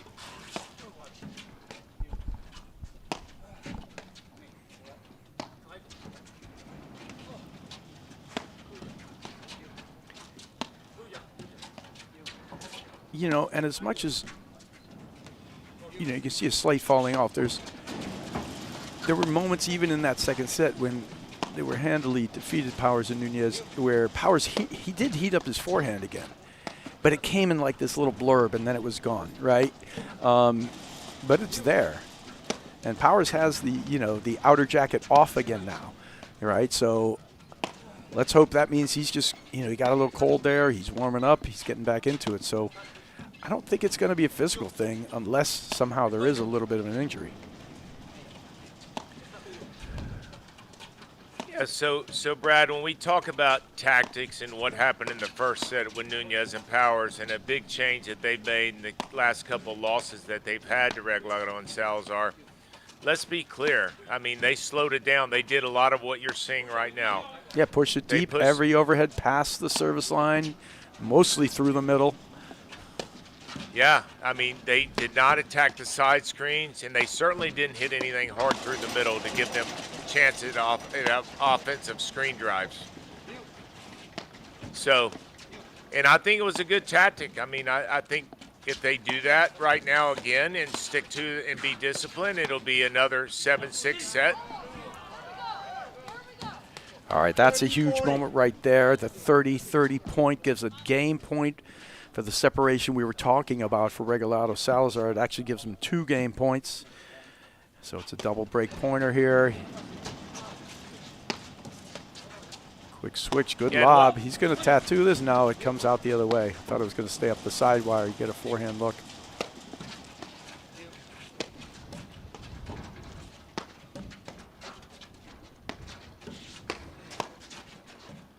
I do think, though, the difference between the first set and this third set is Regalado's forehand. He gave Nunez and Powers a couple freebies. And all right, that ball was out. It looked like there was going to be some question. Looked close to me. Ball is out. It is 3-1 now. That's the separation we talked about. And, yeah, I think it's a bit of the forehand. We haven't seen the fadeaway, but I also think it's a little bit of all of it. When he's hitting it also, they're just a little further off the net. They're not closing off the point as well as they did in the beginning. I guarantee you in that first set, he makes that volley, and he's there. There's like everything's just a step slower and a step further behind. It's almost like they left it all on the table in that first set. I agree. And because I don't see the same closing in and the same defense at the net. Now, they're volleying it back because they're so good at volleying, but they're volleying it back from a foot away, and it's just giving them one more opportunity to start coming in and attack again, and it's just not the same. Yeah. Well, if you look at... There we go. There we go. Let's fire it up. And, of course, wow, a perfect get again. I mean, their defense is second to none. That's going to get hit with a blitz behind it. Yeah, that's just a mistake on that over it. He cuts it into the wire, but it shoots off and spins to the side high. You do not want Regalado running forward at you with a high forehand. No. Well, right. Brad, you look at the scoreboard, 6-1, 3-1. I mean, they've won. Yeah, all the momentum in one direction since the first set. Yeah, all of them. Well, I mean, 9 games to 2 since the first set. I mean, 40 love, and it's getting faster, not slower, not tighter. So at this point, they got a puncher's chance at this point unless something changes drastically. Meaning, like, they just start not missing a single ball and they drive them. But again, that is out. Great leave. 4-1 Regalado Salazar. And they have just flipped this script. Well, and what would you say, Brad? It's all pace, right? I mean, yeah, it's pace and energy, though. I mean, to me, I can't even compare the first set to these two sets. Like in the build, and I think a lot of it might be simply it took that much energy just to win that first set. It just doesn't look the same. There's nothing that looks the same here in the way they were cutting off volleys. First set had exchanges, battles, transitions back and forth, net play 4 or 5 times with the get back in there. Here we got one for half a second and then it's over, and the rest of it's just a lob out, a missed return, that kind of thing. It's just not the same, and you can't. You have to give all the credit, of course, in the world to Regalado and Salazar. They just put so much pressure on you to continue it all the time. It's just hard to do. Well, and I also think that, again, when you get down to Regalado Salazar, you're going to try to do more than you need to do, and. But see, here you see power starting to close in a little now, which is what they kind of need. Like before they were started standing off the net and hanging, as opposed to like when they're getting ready to hit, they got to get ready to close. And so it's this combined with when they hit, and they're missing that second combination with it. Dink and blitz, the hands outstanding. Good cover. Now switching to backcourt. I love it. Do something different. Powers. Yeah, that's going to be an easy drop volley. All right, well, let's rephrase that. Net cord drop volley. So that's a perfect winner there for Powers. Great job. Saw a little bit more of a, willingness or a look to close in. Great point. So that's more of the things that we saw in the first set, right? That type of kind of exchange and the back and forth, the intensity of it. And they just need to capture whatever that is again. Yeah, I think that you just can't be chasing Regalado and Salazar. You got to be up, and they were up 5-3, and they snuck that set up because they were up 5-3. Yeah. I mean, well, look, we'll see how this thing plays out, but I don't disagree with anything you say. At this point in the match, with all the momentum going the way, if Powers and Nunez can somehow find that ability to close off the drives when these guys take them. But right now, these guys are playing with real momentum. We were talking, momentum was changing point to point in that first set, right? Moment to moment. But they were in each one of those, Nunez, Powers. There's there is no momentum here that is in the Nunez Powers camp, right? None at this stage, right? They're going to have to find it, and the best way to find it, if somehow, Regalado and Salazar start missing a little. If they don't miss it, the only way I see them getting back into this, if somehow they're able to close these things off again. Mark Powers was closer in making that volley in the first set, or a lot more of them. Now, without those points driving up, I don't see the comeback. It's going to be hard. And just great attack there from Salazar. 15 all.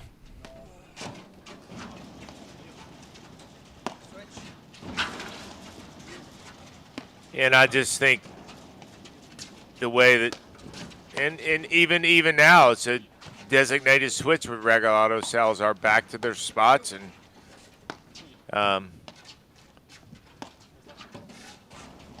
I feel like Nunez and Powers are willing to play slow for a little while, but the longer the point goes, they'll speed it up right now, whereas in the first set they were willing to play slow until they won the point.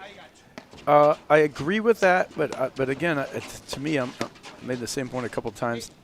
I also think they're just not expending the energy to possibly close on the drives. Like, they've been lobbed one too many times. So, they'll play slow, but when the attack comes, it's like that. He's stepping back and half volleying it versus closing in and volleying behind, right? So everything's just, and if they're not going to do the second part of it, they're just going to get caught off the net at some point in time. Right. Yeah, right. And when they're caught off the net, they're great volleyers, but there's no way that they're going to out-volley on a regular basis a running forward Salazar or Regalado. So they'll play slow, but these guys aren't. First of all, they're not biting on the match, and second of all, that's what they're getting. How many times do we see that in the first set? 0. We would see that either go through or they'd be back up and making the volley from a good 3 feet closer in. Yeah, it's just a completely different energy level. Yeah, and it's almost like they withstood that first set and just, took their legs out from them. It's like it certainly wasn't a rope-a-dope because they gave everything to win that first set too, Regalado and Salazar. They just didn't. Are you saying, Brad, it was a good first quarter in the Super Bowl? Well, it was a great set, and, we'll see where it goes still.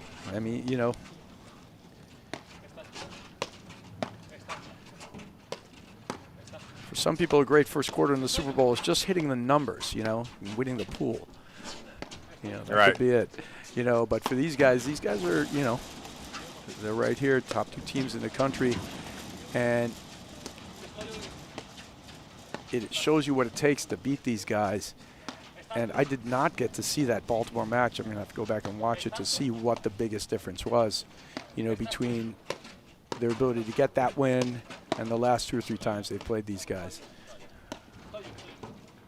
Yeah, I think that's a good one for us both to take a peek at, because that's probably the only time Regalado Salazar have been beat. It is the only time they've been beaten this season. Right, but being beaten straight sets. That's still a tight match, but not really. If you look at this match, 7-6, 2-hour set, and now 6-1, 4-1. It's this match is, and you make good points. These guys aren't closing as much as well, but I also think because of the speed of it, when they're pushing it deep to the middle, they got plenty of time to see what's going on. With all this movement back and forth between Regalado and Salazar, the ball's going from left to right. It's just hard to maintain your positioning. And this is going to, I don't actually think this is a stretch at all, but I also believe that from the start of this match to now, it's about 5 to 7 degrees warmer. Even though Powers had his jacket to start that on, I think everything, just keeping the ball lower is a little harder. Everything's just a little more difficult, right? The bigger volley, which means that the ball's up a little bit more. They're getting a better strike, which is harder to dead hand, so you can't hit that touch volley down at their feet as much. I think everything also, weirdly, like conditions-wise, has improved or, made it better for, like, the lower and colder weather was even better for, Nunez and Powers, keeping it a little lower. The dead ball play a little harder to hit, right? 5-7 degrees temperature on the ball. Who knows? I don't know the exact difference if you bounce a ball at 20 degrees versus 10 degrees, but it's got to be different. Powers just crushes that one, gets him in the bread basket. Love 30. All right, so Nunez Powers here. Last gasp. Good start in this game, 30 love. At this stage, they're going to need some good fortune and just catch a hot streak. Well, Brad, think about last year's men's finals. I'm almost a 6-hour match, right? Yeah. 15:30. So you have this team willing to play that long there, but a little bit different here, I mean, and we're talking about 6 hours over different temperature, but still, I mean, it's almost what it takes to beat these guys. It's just it's going to be that long of a match. Every set's going to have to be like the first set. Yes, and that match was 5.5 hours long, but I would actually say this match was more physical in that first set than maybe the first 2 sets of that match. All right, he just catches it. He wasn't ready, but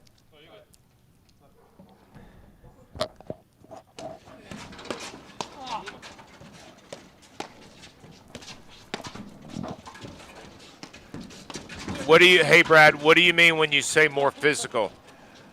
It didn't have that sort of every single point completely contested the way it was, momentum to momentum, ball to ball, individual back transition.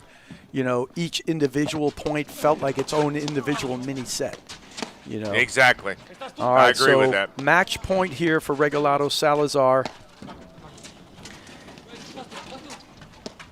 Oh, that's a great roller at the crease. Tries to make the get. Nunez cannot. And once again, Regalado Salazar show everyone why they're the team to beat. An incredible first set. They go down 7-6, and they come back fighting in the second and third. Take it 6-1, 6-1. All right, so let's take a quick look at the match stats brought to you by Court Director. And we'll see what the final is, and we expect them to be, 55-45, which is funny because that set was 6-1. It was 50. Wasn't it the first set 55% for Nunez Powers to 45? It was 7-6, and that different. It's amazing how these statistics, when you look at them and how you can peel back the layers of them to see the difference here. Service points won. Because they're just completely different sets, yet the percentage of points won by Regalado Salazar was the same as Nunez Powers in the first set. So fascinating stuff. And too, Brad, I mean, you're talking about almost a 3-hour match and still only 4 sudden deuce games. Yeah, and still that much of a match. So even though the last 2 sets were 1-1, that shows everybody that the first set was 2 hours long. Yeah. Yeah, you're right. And then you see the break points converted here, 6 of 8 for Regalado Salazar. That just means they're just making these big points and winning them. Well, and I'd say this too, and we've talked about it numerous times over the course of this match, but Nunez and Powers can beat every other team in the country playing fast. I mean, they do. I mean, it's a fact. But Regalado and Salazar, the first set that they played, maybe that's a good thermometer for them on how they go into the Nationals, because that's what's going to take. Yeah, I mean, it was a great tournament for both guys. I mean, Alvi Regalado, who's also running the tournament. So let's get a quick thing on that court here. Let's just get a court look.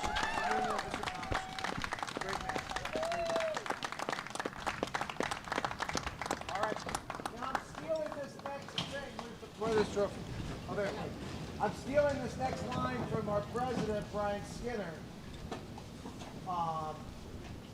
The last time acting head professional at the Short Hills Club won the Short Hills Invitational was back in 1980 when Hank Irvine won the tournament. And now 36 years later, was it 46 years later? 46 years later. Alvy, congratulations. Jose, congratulations.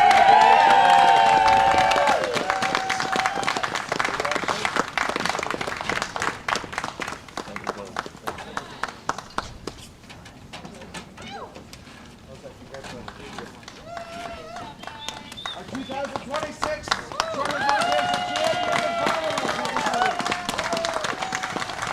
That's for pictures. Eric, yeah. Yeah, by the logo. Can we do a logo? Our little picture by the logo there, Guy. And kudos. And like he said, 46, he said 36, but it's actually 46 years it's been since a director at the Short Hills Club. So that's a special feeling because everybody knows if we're involved in a tournament and running it, it's so hard to compete in it as well. And you can clearly see Alvy Regalado had no problem separating those things and working it in there. And I also believe that for one of the strengths of Regalado and Salazar, you know, Guy, is that they're really good friends on, off the court. For sure. And they have this relationship. Even when they lose, they're pumped to win and get a huge win. They love these big matches against Nunez and Powers and McNerney Morgan and so on and so forth. But even when they lose and they lost in the semifinals of nationals, they're just back at it, and they just love playing next to each other. And it sort of shows on the court. Because win or lose, they're just battling together. You don't really see these moments where one of them goes away and the other guy. They're just together throughout the entire thing. Like you can see sometimes in other teams, like, oh, this guy disappears for a few points, and then the other guy does, and then they seemingly just, you know, like we were talking about Lockdown 101, they just kind of keep it together the whole time. Now, of course, they're going to miss some balls. Of course, somebody's going to miss one or two, but they just play so evenly throughout that it's this constant pressure, even when you're winning. Well, they just always keep communicating. I've never seen one of them over any match that I've watched them or commentated hang their head or look away. I mean, they Correct. always, they're always back right in each other's face, pumping one another up. And guess what? That's why they are where they are, and they keep working. And congratulations to them, Brad. Great calling that match with you. Congratulations to the Short Hills Club for running such a great tournament. Thank you, everybody. Yeah, thank you, Guy. And that'll be a wrap for the 2026 Short Invitational Grand Prix. The tour will take a break next weekend, then return February 21st with the final Grand Prix of the season, the Midwesterns in Cincinnati, Ohio. And we hope everybody joins us there. Everybody have a great Super Bowl. Be safe and sound, and we'll see you guys there at the Midwesterns. Thanks, Guy. Thank you, everybody. Thanks, Brad.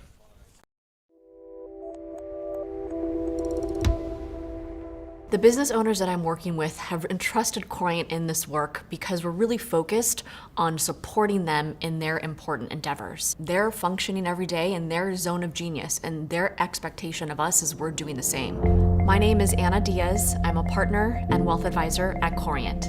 When we think about the work we're doing for our clients, we think about first financial, absolutely. It is not uncommon that our very successful business owners and clients are making disjointed decisions. Our job is to provide a proactive strategy so the filter in which they make these decisions is informed. Second is the emotional load. Our clients often are asking themselves, what am I missing? Our job is to remove that mental load so they feel that their strategy is optimized, is simplified, and is executed cleanly. And the third is generational. Absolutely, there is technical design that goes into that, but it is also the thoughtful impact they want to have with what they've created.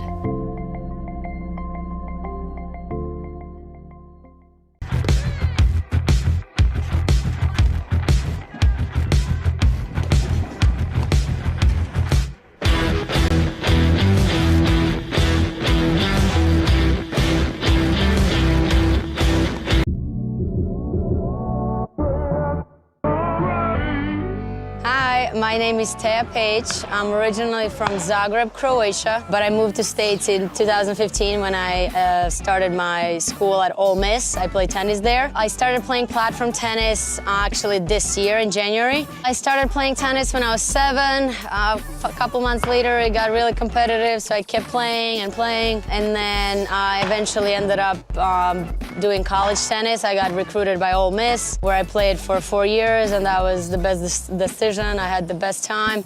And then after I graduated, I actually wanted to play professionally, so I went on tour. However, that was cut short because of COVID, because then I decided to actually go back to work. Best part of my game would definitely be a forehand drive and ability to basically get every single ball back. Well, goals for paddle is to just keep enjoying the game, keep playing better and better, hopefully achieve some better results and win some big tournaments, and then give it our best shot at nationals. I'm Taya Page, and this is APTA Tour.